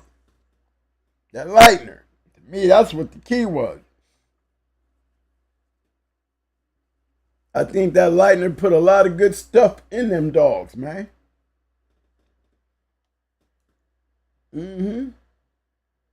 But it was these Kobe dogs that was the factor. Even when it came down to old Wallace and them. You know, Wallace produced a lot of great dogs. And Williams, these guys you will find in the old family red nose. Yes, you will. Even though Kobe don't want to admit it, you're going to find some of his old family red in his shit. And the Red Boy dogs.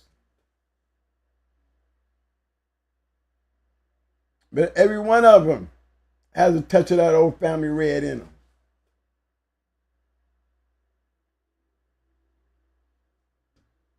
You'll find Goldie in a lot of pedigrees, and you would be surprised on how many Fitzwater Goldie dogs you will find in some of these pedigrees. Just like it ain't no surprise if we go and say, can you honestly say, Twin, that, you know, most of all the dogs go back to Tudor's Diabo at some point? I can tell you almost 85% of every great dog going to have Tudor's Diabo in them. And that's a lot to say. I would say 85% won't only just have Tudor's Diabo in them. They're going to have some type of old family red in them at some point. That's like saying I'm putting that on Kobe. Most great dogs, you go look in their pedigrees, you're gonna find Kobe. You're gonna find Diabo. Guarantee it. When you move up a little bit from the old, you're gonna start looking around and you're gonna find Carver. You're gonna find Carver going into Diabo stuff. You'll see Diabo stuff, Carver stuff going into Kobe stuff. And they all branched out and did their own thing. Some of them did a turnaround and came back into each other like Jeep Red Boy. That's not a 50-50 cross. As you heard a lot of people say, it's like it's a 50-50. No, it's not. It's a line. Eli and that Kobe breeding produced great dogs. But you're going to find Eli everywhere, just like you're going to find Carver. When you start talking about Floyd Boudreaux's Eli. Okay, let's go take a look. Let me go find one. We keep talking about all these Eli stuff. Let's go get one to go take a trip.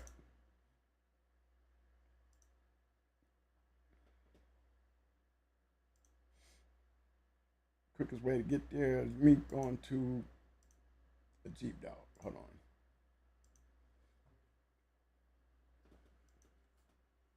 Big shout out to my man Wells Kennels. What up, fam? I see you.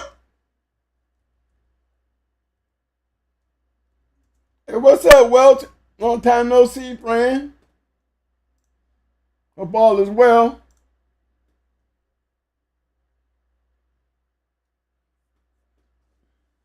Okay, we know about Jeep. We know about this part, right?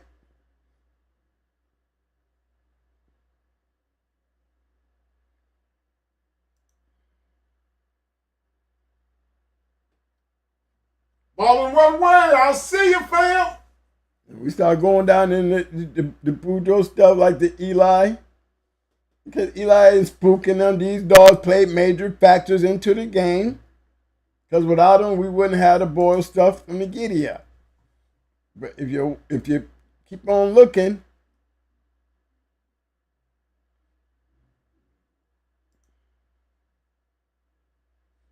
you start seeing them old family names.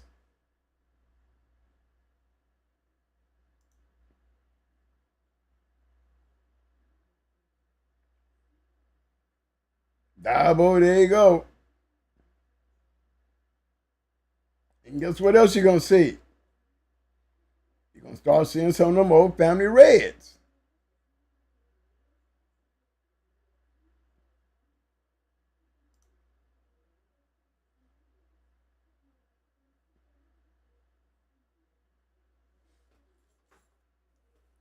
So a lot of these dogs is what I would say back in the day is Maurice Carver matched dogs. If it don't be for Maurice Carver matching dogs, if it don't be for Earl Tudor and them matching dogs, we wouldn't have these dogs that we have today. Because that was the only way this shit came together. They was really trying to make the ultimate warrior. Literally.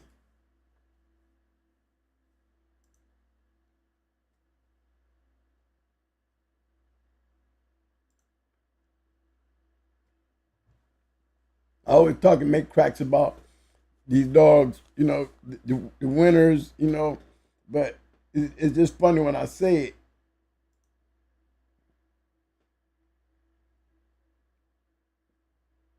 I just like the names that pop up. Centipede, old family red-nosed dog. Can't deny it.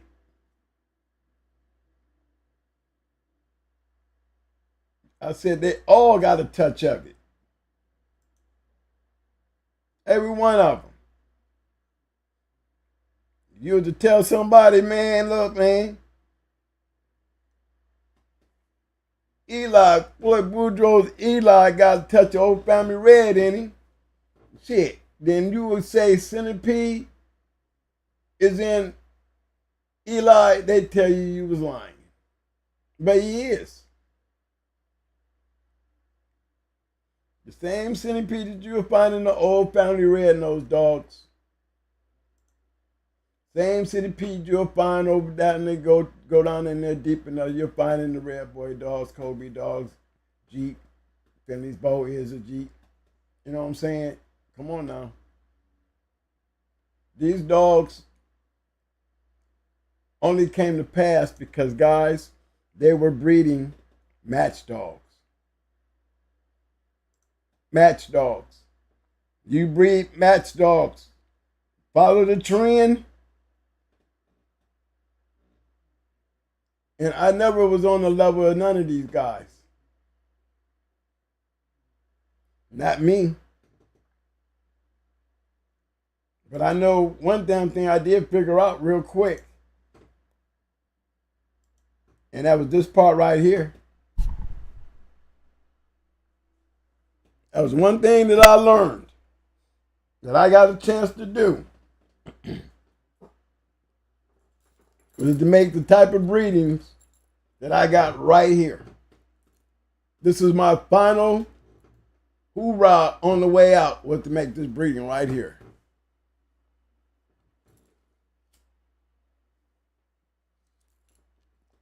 I got a chance to make me an Indian Bolio cross. But I did it with Mayday. This is a Mayday Southern Kennels brand dog.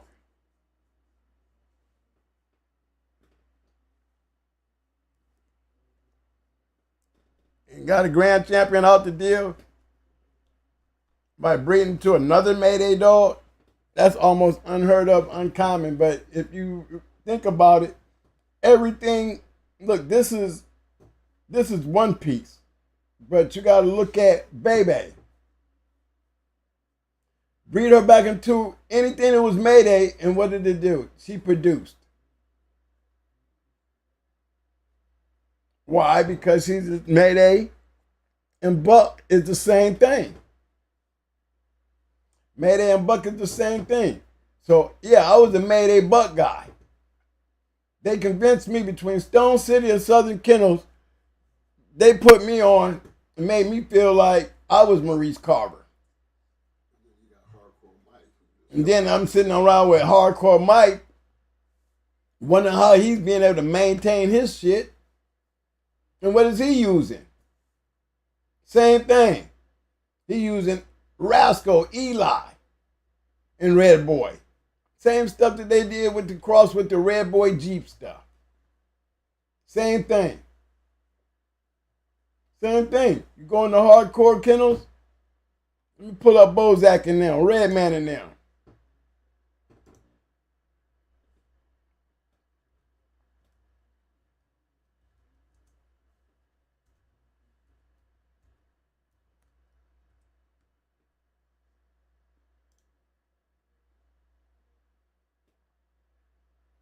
Champion Bozak. Look what you find in his pedigree. There's all your Red Boy. Same thing to produce. Same thing to produce Yellow. Red Boy. The Kobe. Then the Jeep. Rascal. Eli stuff. Klaus stuff.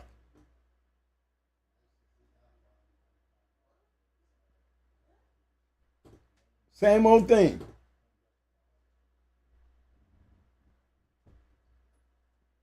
That combination, man. And what are they doing? Everybody that's doing this match dogs. Everybody that did this stuff were matching dogs.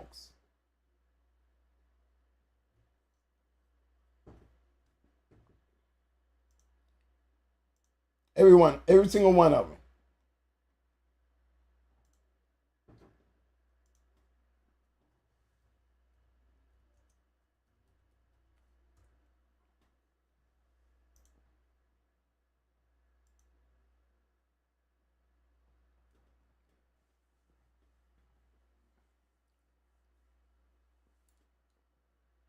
That's the factor.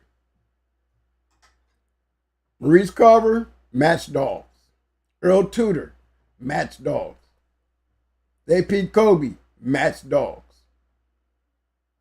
And anybody who was matching dogs produced great dogs. And everybody who was matching dogs, you go back in their pedigree far enough, 85% of them, you'll see there's a combination that brings all these great dogs together.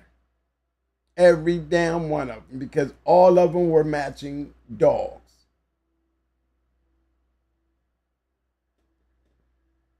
Every one of them.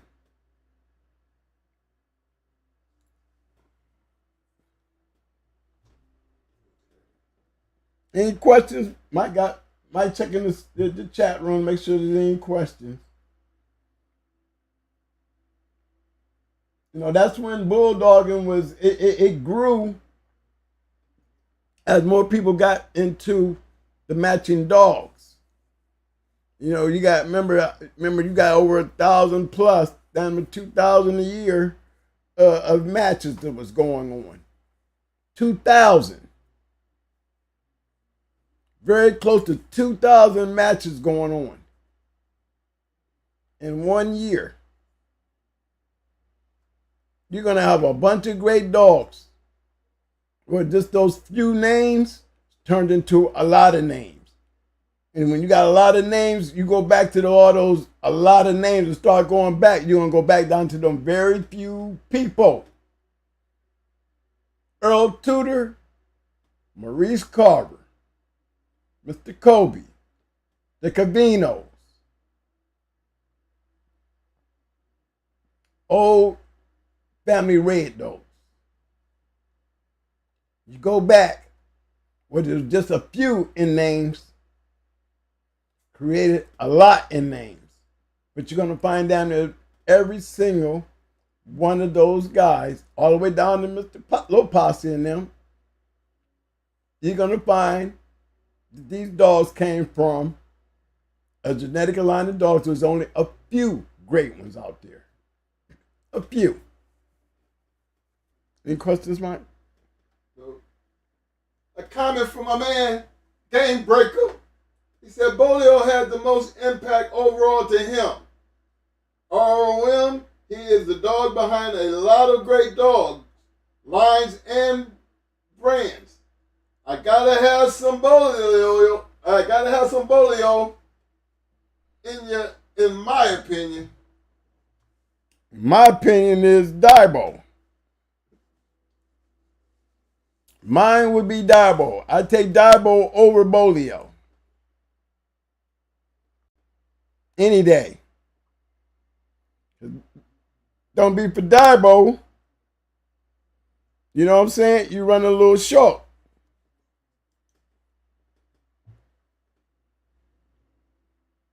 There's Kobe.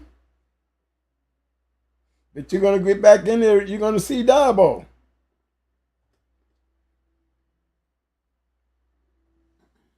You're going to find Dibo in his line, whether it be his brother or any one of them. I mean, you go all the way back to Kobe back in here.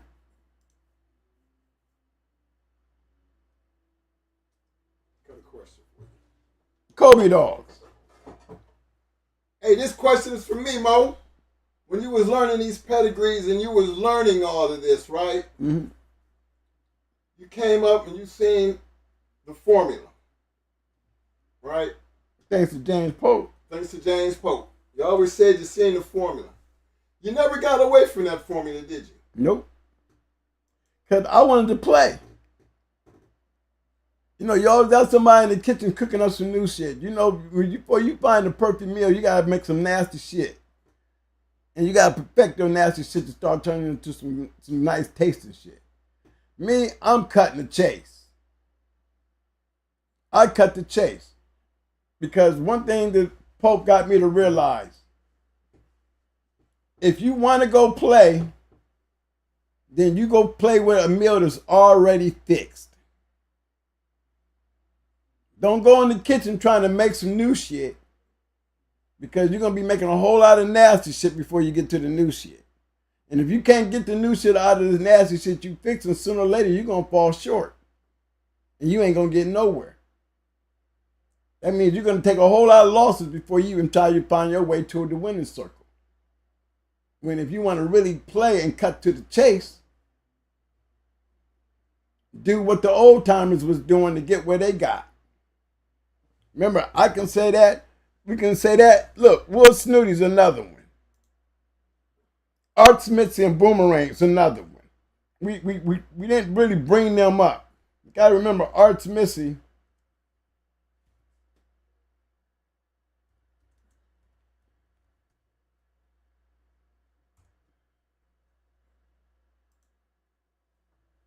is another one of them dogs, little-mate brother, Boomerang.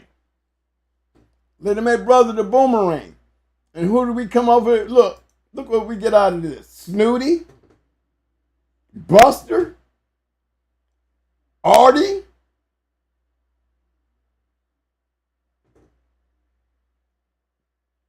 don't forget Carver's Diamond.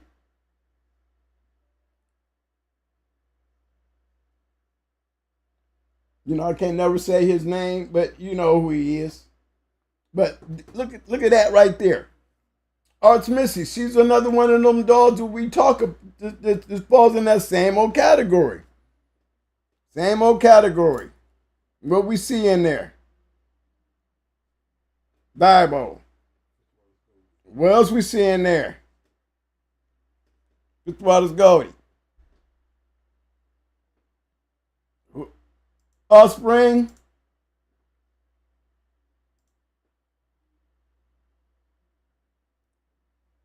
Over and over and over again. Snooty and the BOLIO.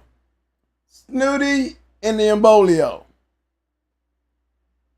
All right, Boyle's line. What do you see? Boomerang.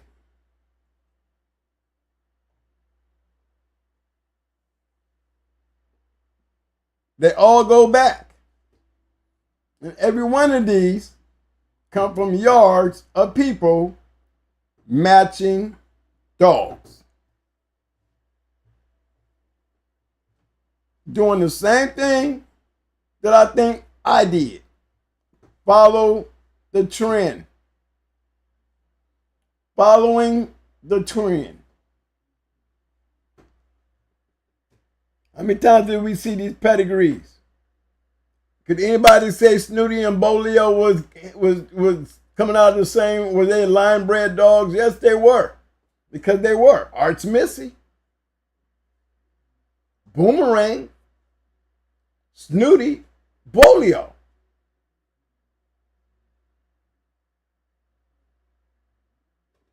Tonka. All these dogs. Jeep. All the great names. Yellow. All the great names. Down there, every dog on the RM list from Jeep, Yellow, Mayday, Frisco, all of them. I guarantee you're going to find something in common in every single one of those dogs. They all going to be related. Think about it. Know it. Be it. Now I'm going to switch back. Hopefully we don't freeze, y'all. Okay? Cross your fingers. Because when I switch back to the camera, for some odd reason, it's going to freeze. Mike is betting on it. Okay? So let's see. I'm still moving. Still moving. Nope.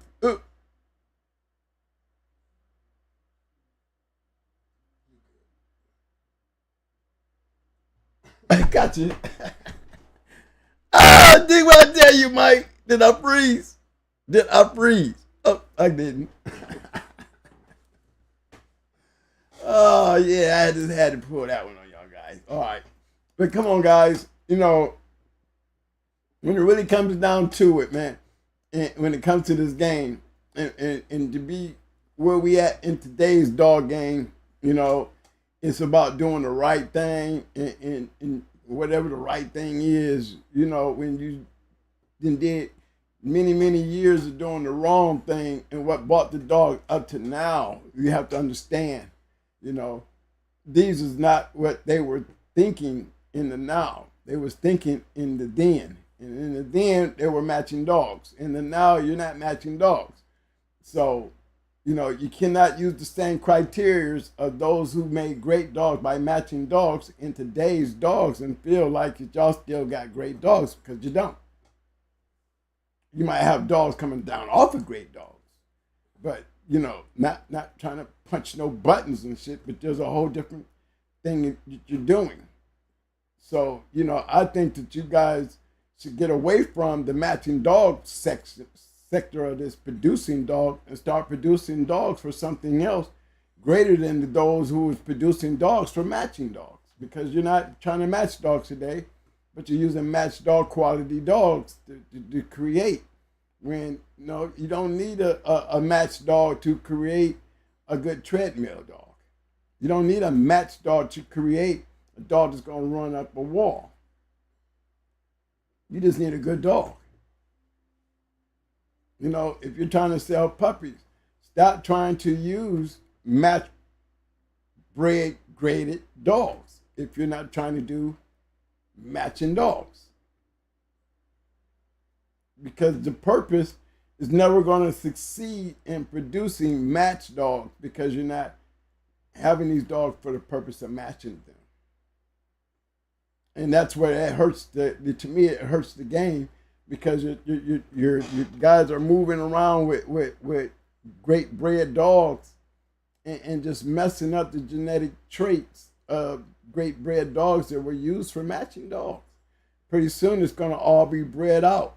And you're going to have a bunch of great bred dogs of match bred dog lineage but ain't gonna be worth a damn. Nowhere in comparison where they came from. Nowhere in comparison. So those buyers beware. Take notes to that. A great pedigree don't mean it's a great dog. What these dogs were consistent in is when they were great bred dogs, they were great bred dogs that had great qualities of great bred dogs. And why were these dogs called great bred dogs? Because they were match dogs. They weren't just great bred, they came from great producing lines of match dogs.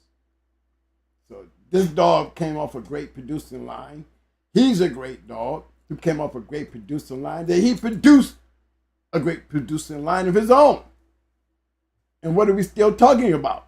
Match dogs.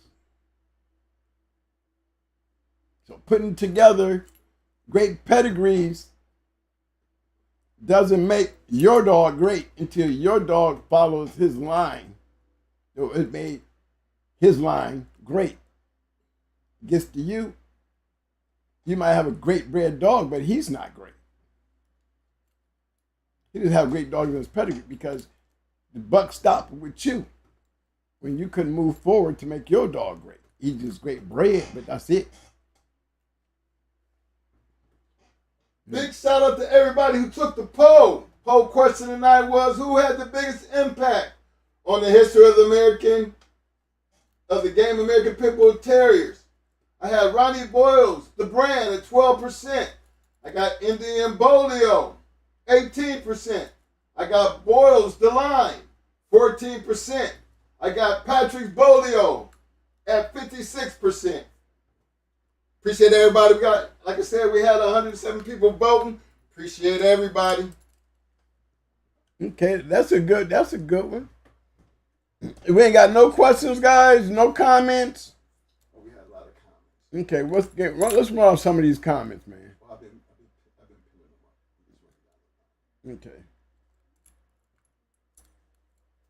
Big shout out to my man Johnny Rocket. I see you, fam. There's a guy his last name is Hayes. Big shout out to Mr. Hayes. Mr. Hayes, if you're out here watching the show, Mr. Hayes, a great supporter. You always slide in there. I just wanted to give you a shout out as one of those great contributors to, the show. I hardly ever see you in the chat room, but for some odd reason, if you in the chat room, I don't know which one you are. And I'm not gonna put your whole name out there, but I'm gonna put the person whose name keeps showing up, and that's Mr. Hayes. Mr. Hayes, I don't know who you are in this chat room, but shout out to you and thank you for your contribution. You always seem to slide in there, man. I've been paying attention, I've been watching. I'll say, oh, okay. But you just like my guy David Morris. You slide in and I don't even know who you are in the chat room. So I would have to say big shout out to you as well, because you do damn it just like Mr. Morris. You always slide in and do your contributions, and I don't even know who you are. So thank you very much. Big shout out to the Rabbit Man. What up, fam?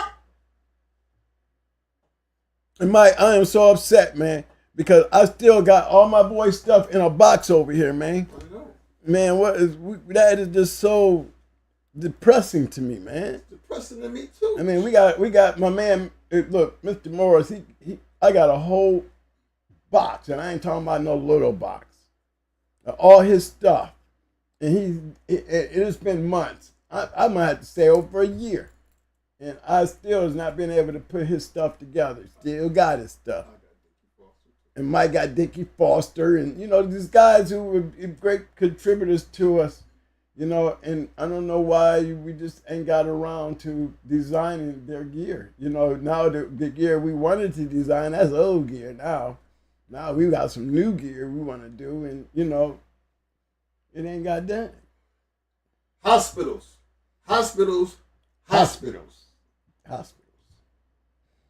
Yeah. We have played in the hospital for the last 2 years with all kinds of shit. Yeah, that is true. I'm just...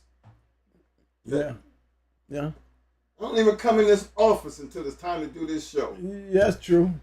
Me, I'm always coming in. What's we talking about tonight? I'm late. What we talking about tonight? Okay, let me get in the chair. Let's see. Let me come up with something. But when you've been doing it, what I've been doing, man, it just all I have to do is just open up a book that I've lived in for many years and just turn a page and just go do it. And that's what I like about what I've learned in the game from some of the best. And I take that with a humble heart. If I didn't ever had an opportunity to experience it firsthand by some of the great ones. You know what I'm saying? Just imagine the guys who came under Earl Tudor. The guys who really looked at Earl Tudor and was just amazed on what he was doing. And Mr. Kobe and the Cabinos and the Finneys, and, the Leitner stuff, the hat-trick stuff. These guys were pioneers in the word competition. Talk about your boys, though, the ones in your time. Can't forget them. Oh, yeah, boys in my time. I ain't going to forget them. There's just so many of them. It's a lot of them. I could stay right there in Ohio and rat off 20 right off the top of my head. I can come down through Florida and rat off 20 off the top of my head. I can go through North Carolina and rat off 20 off the top of my head. All great dog men that I had the opportunity to meet and experience with their great dogs. The DMV, I can ride off a whole bunch of them off the top of my head. And just as many great dogs from New York. I can even dive over into Puerto Rico and give Puerto Rico all that love. It's just an experience, and I'm just happy to say that I'm able to do this, y'all, through the experiences of being around some of the best. You know what I mean? Like they say, legendary is a disease.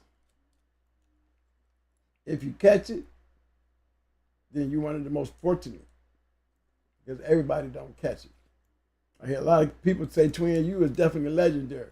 And then it just holds facts to the truth of what they told me when they was telling me what to do and how to do it. And everybody had input in the person that I became in this dog game. Where I always looked at them as legends, and their work proves that I wasn't picking the wrong people, or I wasn't around the wrong people. I'm just giving you guys an opportunity to tell you, it's really hard to become a legend in a world that's not legendary in the sport. But there's definitely a dark side of this. That there's people out there that's willing to take that chance. People out there that's down there in that basement in the dark. And what's in the dark, stay in the dark. And those who are able to do that and surpass the times of life, and God speed with you, stay safe, be safe. I hope I get an opportunity before I leave this earth to see the legends. You know what I mean? The legends. Because that's what the American Pit Bull was consisted of. Always legendary people. Bottom line, what made them legendary? You figure it out. I'm done. J-Bo, that includes you too, baby. I had to throw my boy Jay up in there. Swing the bat, baby. Swing the bat. And scoot over, man. I ain't riding in the middle, man. When I ride with Bo, I want the window seat. I don't even want the front seat because, they drive crazy. But I'm riding with Bo. I'm riding in the back seat, and I want the window. I prefer sitting next to Bo, put Bo in the middle so we can just keep blasting me and Mike on the windows, and then just have Bo in the middle. Bo, every time I hit, pass it to Bo. Bo gonna be talking about, let me out the car. Let me out the car. I'll drive before I sit between these two assholes. I'm not riding with these two in the back seats. Be over to ride with you, Bo. Yes, sir. Hey, big shout out to all you guys that showed up tonight for this Talk Shit Tuesday. For once, Mo is on time. He on time. As far as I'm talking about, he ain't trying to go to 1, 2 o'clock in the morning. Cause I know he ain't feeling good. My eyes are hurting. His eyes is hurting. The light is like, that's why you see me take off my glasses. Hey, look at mine. Mine is glassy as hell. You would think I'm high as hell. Oh, we just messed up, man. That's all. Yeah, we is. Is it getting better? No. No. So The I guess it's it's really gonna, bothering me. It's hurting. this might take us I don't know. Hey, Vernon used to be a welder, man. How long we gonna have to deal with this eye soreness, man? And do we get our sight back? I mean, does it come back, or is this something gonna be like permanent? That cloud, is it permanent? Just let me know, Vernon. Cause man, I need to know. I just had the cataract taken out my eyes, and I hope I didn't burn up the shit that you people put in my eyes messing with that shit. Cause I'm back to looking like a cloudy day up in here, man. I'm trying to tell you, man. But tell you what, that floor turned out real good, though. Yeah, it did. It did. I'm gonna have to show y'all that move. Probably all work, but look, at that expense, the other 2 cages might be in trouble. They gonna be in trouble. I even need a helmet and a big ass. I don't know. My thing is, how do you work with that mask on if you can't see shit? I mean, do you need a big old bright light or something? Because in that mask, I can't spot well nothing. I'm moving around like Stevie. I'm sparking shit that don't even need spark. Making me look like, Michael, I'm in the right place. I'm looking. Take my hand and put it where it needs to be. Which means I got the look. And you know, you gotta have that ground right too. Because it don't mean nothing if that ground ain't right. You making a mess with you trying to, with a weak ass ground popping and pipping and ain't doing that. You know what I'm saying? We ran experience, Vernon, so it was our first time. First time. Playing. Because we needed something done. Figured we go ahead and try that. And boy, did we blow it. Yeah. But it came out. For what we did, you might give us an F. Like, it's tacky. I know. Yeah. But in the end, it looked good sitting up in there, and the devil reinforced a good floor for a Malinois who was getting pretty big to be up in there. You know, he was moving a little bit. You know, they don't want it to cave a little bit when they walk on it, so we had to, you know, fix it up where it wouldn't be no caving. He's a big boy. Hey, big shout out to everybody who showed up. Big shout out for everybody who participated in the poll. Always a big shout out to all my people in the Shark Tank. As always, y'all stay busy. There's a lot going on in there, a lot said. I couldn't pin up everything that everybody was going on, but guess what? The fact that you was putting it up, I always tell people, pay attention to what's going on in the chat because you're going to find some very interesting conversations. Gameville, fam, sorry I didn't get to the pedigrees. I really wasn't, you know how Mo he get over there and he start on something new and we're going to be here the rest of the night. I already know his eyes hurting because my eyes is hurting. I was just trying to get through the night. No disrespect to y'all, but man, I got a busy day tomorrow and I got to be able to see what I'm doing. And I'm just hoping and praying if I can close my eyes at night and wake up and see something without this cloud, I'm going to be real happy. But Vernon, if you're out there, I'm going to be checking the chat, man. Give me an idea of how long this shit going to last because I really need to know because I'm worried. Yeah, and Gameville, we'll do this Friday, man. Friday, we're going to do pedigree night. So anybody and everybody know Friday we doing pedigrees. So bring your best. Don't be bringing nothing you already know on this show what we talk about. If it ain't worth the talk, don't bring it. All right? And that's any pedigree, fellas. You just don't have to be dogs of the now. It could be any pedigree, something to open up conversation because all we're trying to do is broaden the horizon of the past because that's what we learned, basically what we learned to do. I mean, y'all know how the history of this game work. Just because we've been out of dogs, no, I can't even say we've been out of dogs. I don't think we ever got out of dogs. We just didn't have as many dogs. I put it like that. Breeding has always been one of them things that we tried to keep it amongst ourselves and keep a line of dogs to where we could be like, yeah, we still got our hands dirty as far as they're ours. They're our dogs, you know? So we always took our hat off to family members, friends who made that part possible. But again, the game that we talk about the BOLIO and the BOYLES dogs, if you just really pay attention, they basically the same thing, man. It's just how different people looked at them. Just what different people did with them.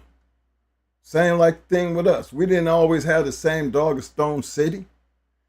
We didn't have the same dogs that Victor had. There's a lot of dogs that we didn't have the same of what everybody else, had, but we were trying to do the same thing. Just doing it based on our way of how we felt it was necessary to do. Still was a formula. But it's still, nothing changed. it didn't change nothing. The formula stayed the same. We just had to be able to bring the ingredients to the formula that was handed to us. Somebody can give you the formula, but you still have to be able to look at the formula, understand what's in the formula, and then be able to produce the same way that the formula was given to you with the same results. And we definitely were ones who listened to what everybody was doing and what everybody was saying and evaluating it to see what we could get out of each and every one of them.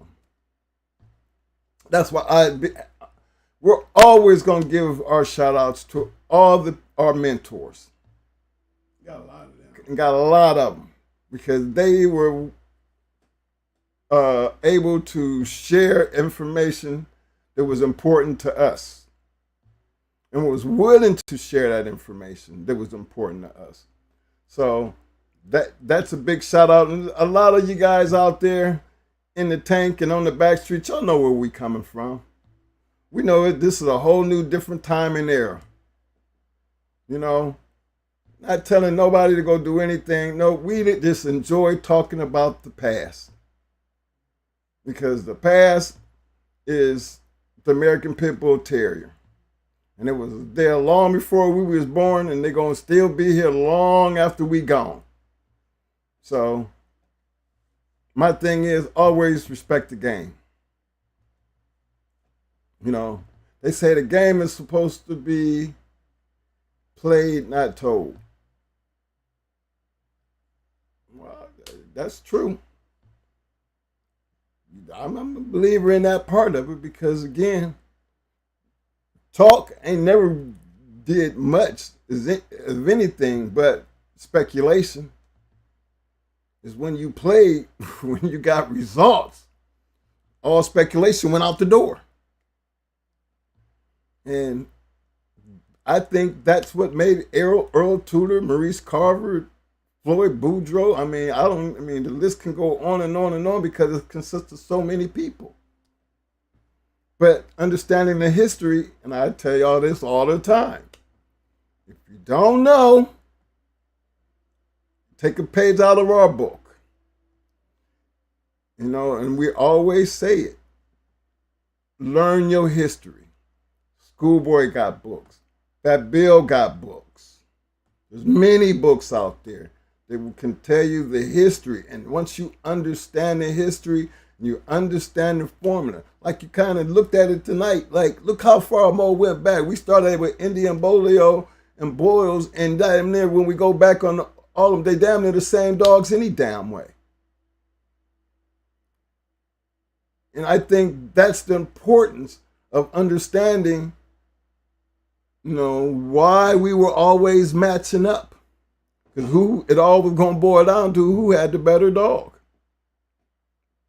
Started out that way, and it stayed that way, as far as I know, through our history.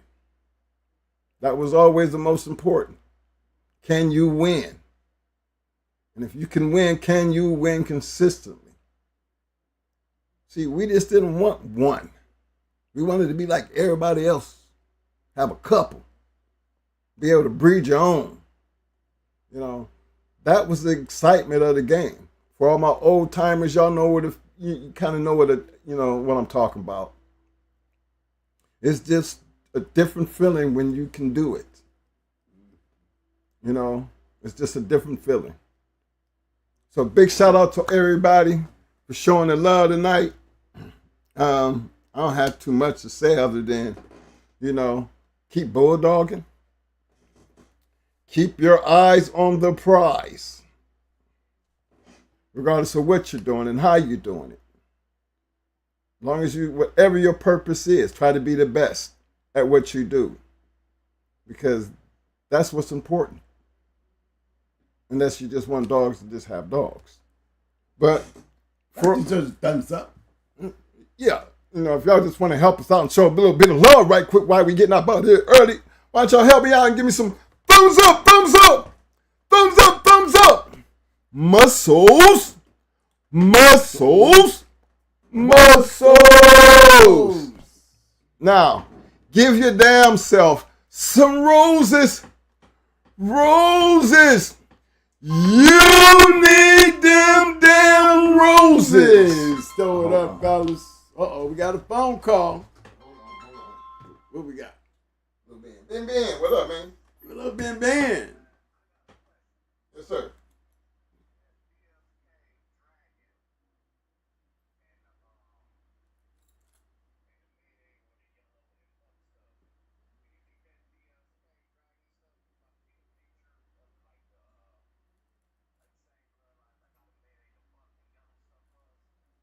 I don't know. You know how more we is. Look, we right in the middle of the show. Let me finish, knock this out, and we'll get back to you on that, all right? Well, tell me what we're making for Friday. Right. What, DSK? You talking about DSK? Yeah, Dead serious? All right, go ahead, Ben. Say it again. You're on the show now. Go ahead. You're on the show. Yeah. What's up, twin? What's up, baby? I had a question while you was talking about the buck and BOLIO stuff. Mm-hmm. Now that DFK dragon stuff, now that was a lot of the crab stuff, but then they was mixing it in with the yellow. But it didn't last long. But do you think that run was gonna be a good run? Because they ain't have like a long run. But do you think that was gonna be a good run with the yellow and buck stuff? Well, like it seemed like it had refreshed it a little bit. Well, you gotta remember the DFK stuff is, that's crashing them. That's California Jack stuff. Right. Okay. Now, that's the Hollandworth stuff in all. Right. Basically. So when they started dipping and dabbing, see, remember California Jack had first dabs. He could have took Mayday and Ollie and all them, but he didn't want them. He wanted he wanted the other stuff. You know what I'm saying? And that was the Hollandworth lines of dogs. Now, the only reason that they start adding yellow to it because all that other shit wasn't working. Yeah, but I thought that was like the same formula with the Mayday stuff, though. In true reality, it is. In true reality, it is. Remember, you gotta remember, it did work. Yeah. It did That's work. what I'm saying. I thought it refreshed it because when the Mayday was, I ain't gonna say go down, but once he left and went overseas, and then they jumped in, it seemed like that blood was getting refreshed again. It didn't never get refreshed because it never really produced as Dolly or Polly. Oh, okay. You gotta look at Dolly and Polly were Hollandworth dogs. Okay. And that part, the way they're bred is a little bit different than the way the California Jack dogs were bred. Okay. And the DFK stuff is a combination of those type of dogs, those Hollandworth dogs. Right. They were all Hollandworth, but Polly and Dolly was bred a little bit different than that. Still Hollandworth lines, but a little different. Remember, they had the patient stuff and all that other stuff. Right. But I also know they was mixing some of that Red Boy stuff in there with them. Well, they was trying to recreate, what created Mayday, and that they never did. Right. But they had some good match dogs. They had some, and they were very game. No, it speaks for itself. They had the formula. Yeah, they definitely had it, but they were missing the key. There's a difference between Dolly and Polly and the California Jack stuff, which I call it the California Jack stuff because California Jack is the first one that had dibs on the yard, and those are the dogs that he grabbed, Poncho and them. You talking about Poncho and them? Right. Okay. Right. Okay. They're a little different than Dolly and Polly. Yeah. Yeah. Definitely. And then I don't know if they had too much Eli stuff in there because you always gotta have that little taste of G or a little taste of Rascal. Yeah, you definitely want to have a little touch of it in. I mean, to me, it just seems, literally, why wouldn't you? Right. If that was left up to me, I would have had the top 4 dogs on the male and the females in my line if I'm sitting there running dogs. I mean, why wouldn't I? And why would what am I looking at? Am I looking at the champion list or I'm looking at the registered merit list? I'm looking at the registered merit list. Why am I looking at the registered merit list and not the match dog? Because most of the time, the registered merit list is going to put you where the match dogs are. Right. And they're producing. And that's the only thing, that's what the registered merit list is for, the producers. Yep. So that's the key,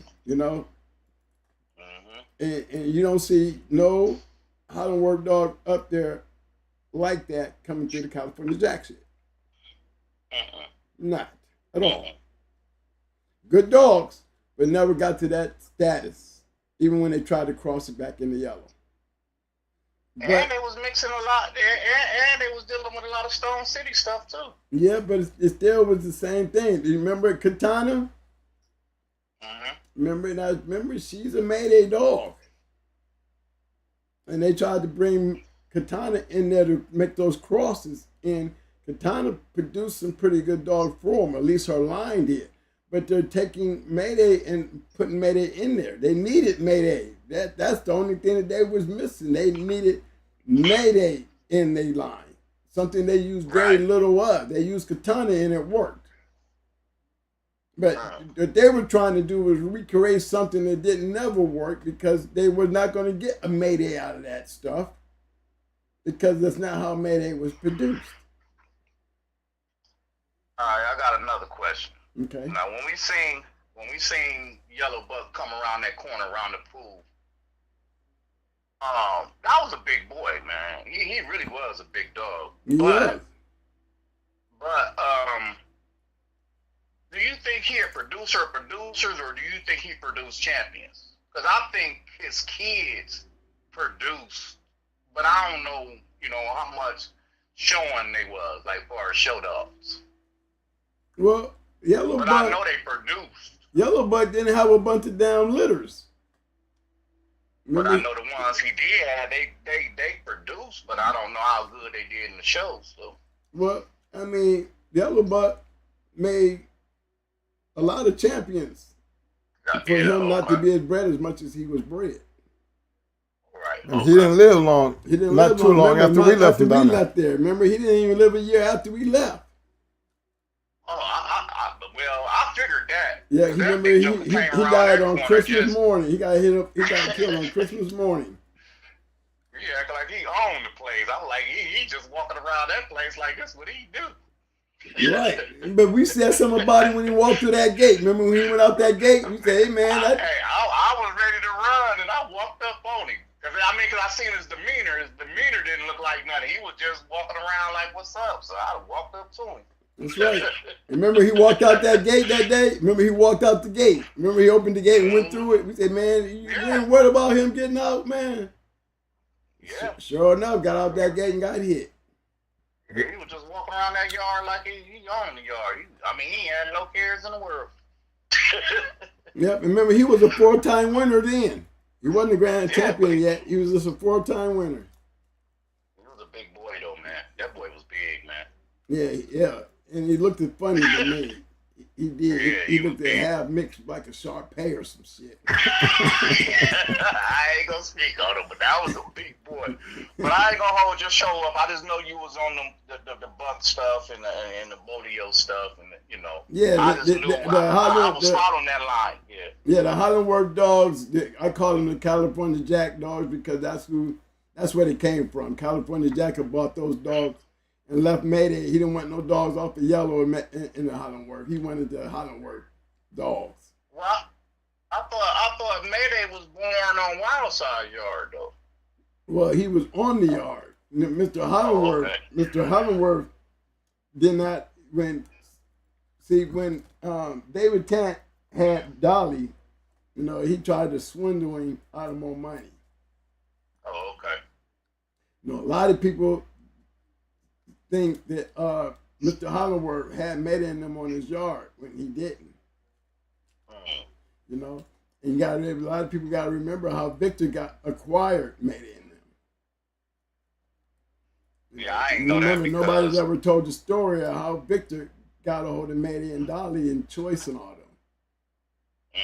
Yeah, he was the last one of the bunch to get the remaining dogs from Mr. Hollingworth. Those were the last remaining dogs that Mr. Hollingworth had, the ones Victor got. Oh, okay. Mm-hmm. Okay. But I thought you was going up north a little bit with the Apache stuff, and then you started talking about the Mayday stuff. Well, once you had the puppies. Right. Well, Apache, she was bought to the yard strictly for the Mayday. Yeah, because we seen Mayday when we went up there to deal with When we went to breed to Angel's Apache, when we go up there, we wasn't thinking about Mayday in there. We were thinking about the Red Boy. Right. Yeah. I knew that was a change, though. I knew that was a change. It was automatically a change once I saw Mayday. I don't know nothing about the Patrick shit or none of that. I knew about Grand Champion. I knew about Champion Yellow Buck and Champion Nico. Remember them? We knew them. Mm-hmm. And then when you look at their pedigree, remember that's was the first thing that brought my attention. There's Yellow, but then here's this Buck dog. You know, who's Buck? Mm-hmm. Then you look on the register of merit at the time, it was Jeep, Yellow, and Buck. Right. So, right. you know, my attention attracted to the Buck, and then seeing what Stone City was doing with him, hey, you know, that just changed my way of thinking, especially after I saw Mayday. And then go back in there and look at the pedigree, and there I'm seeing the same stuff I saw in Puerto Rico. Yeah, I'm like, hey, these Puerto Ricans and these Spanish talking people, they own some new shit here. Oh, yeah, that's when we seen Onyx. Onyx was like 10 years old, running around like he was 3. Yes, sir.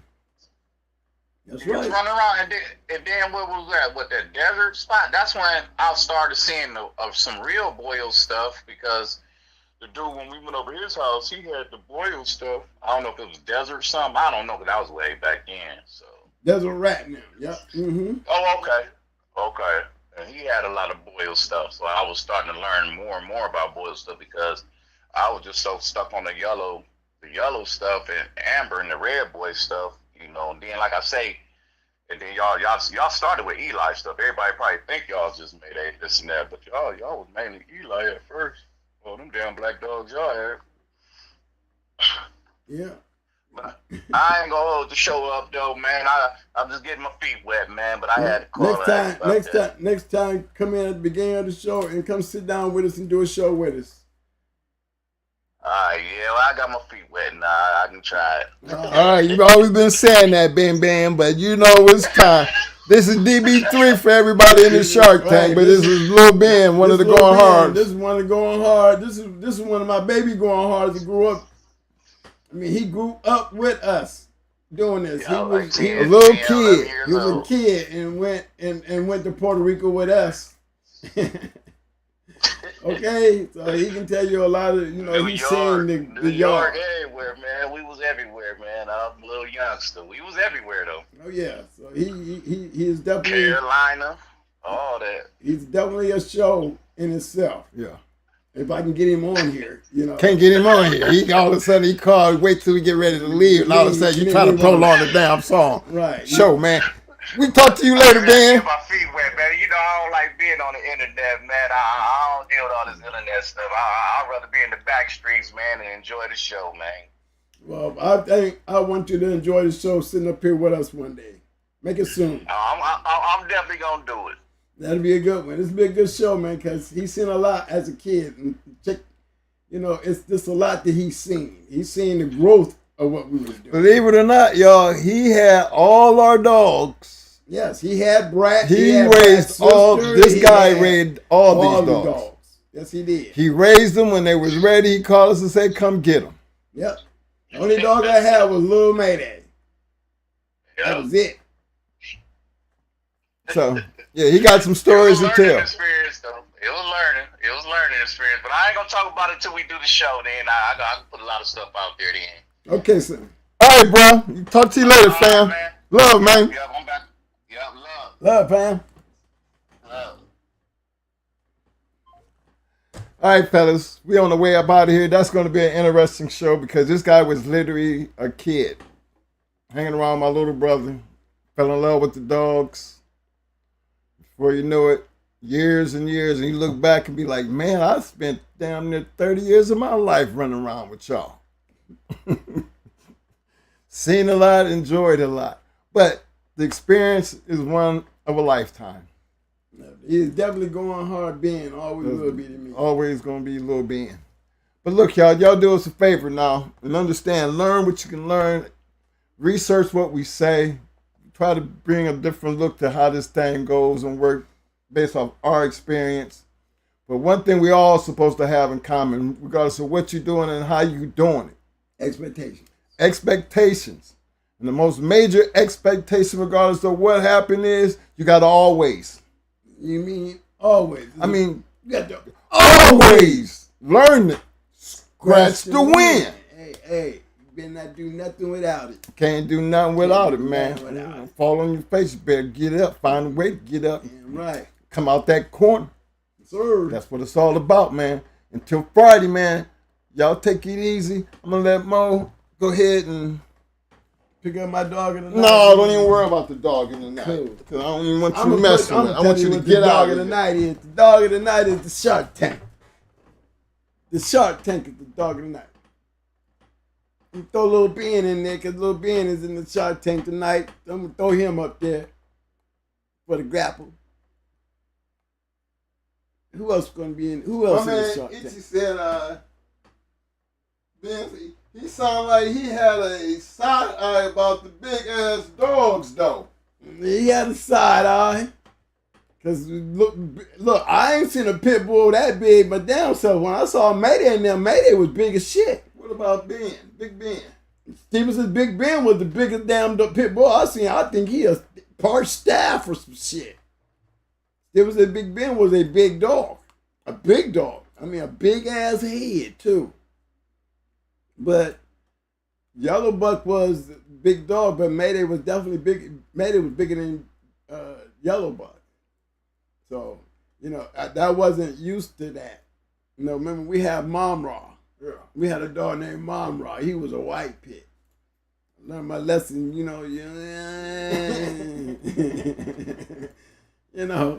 Kobe dog. Kobe dog like a mud, but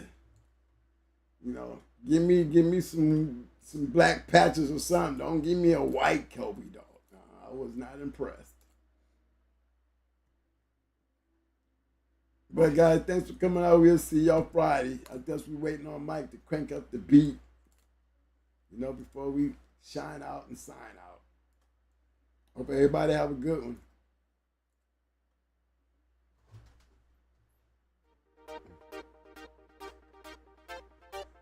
Yes, sir.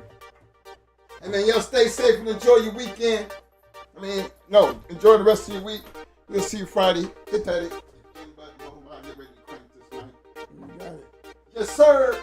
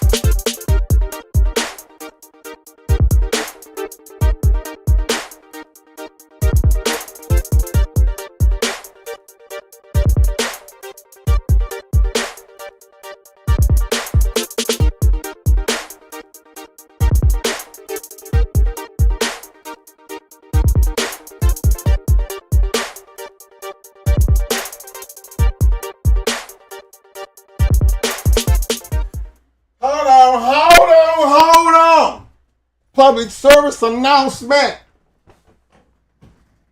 I see all them people. It's still 53 people in the house, and I only see 4 people to put up thumbs up and all in the roses and all that. Now, I done told y'all plenty of times to show some love. Remember, this don't cost you nothing. So y'all help me out, show your appreciation. At least I've seen the chat was on heat. Everybody has something to say. Well, hell, with all that damn typing, I need some damn thumbs up, thumbs up, thumbs up, thumbs up.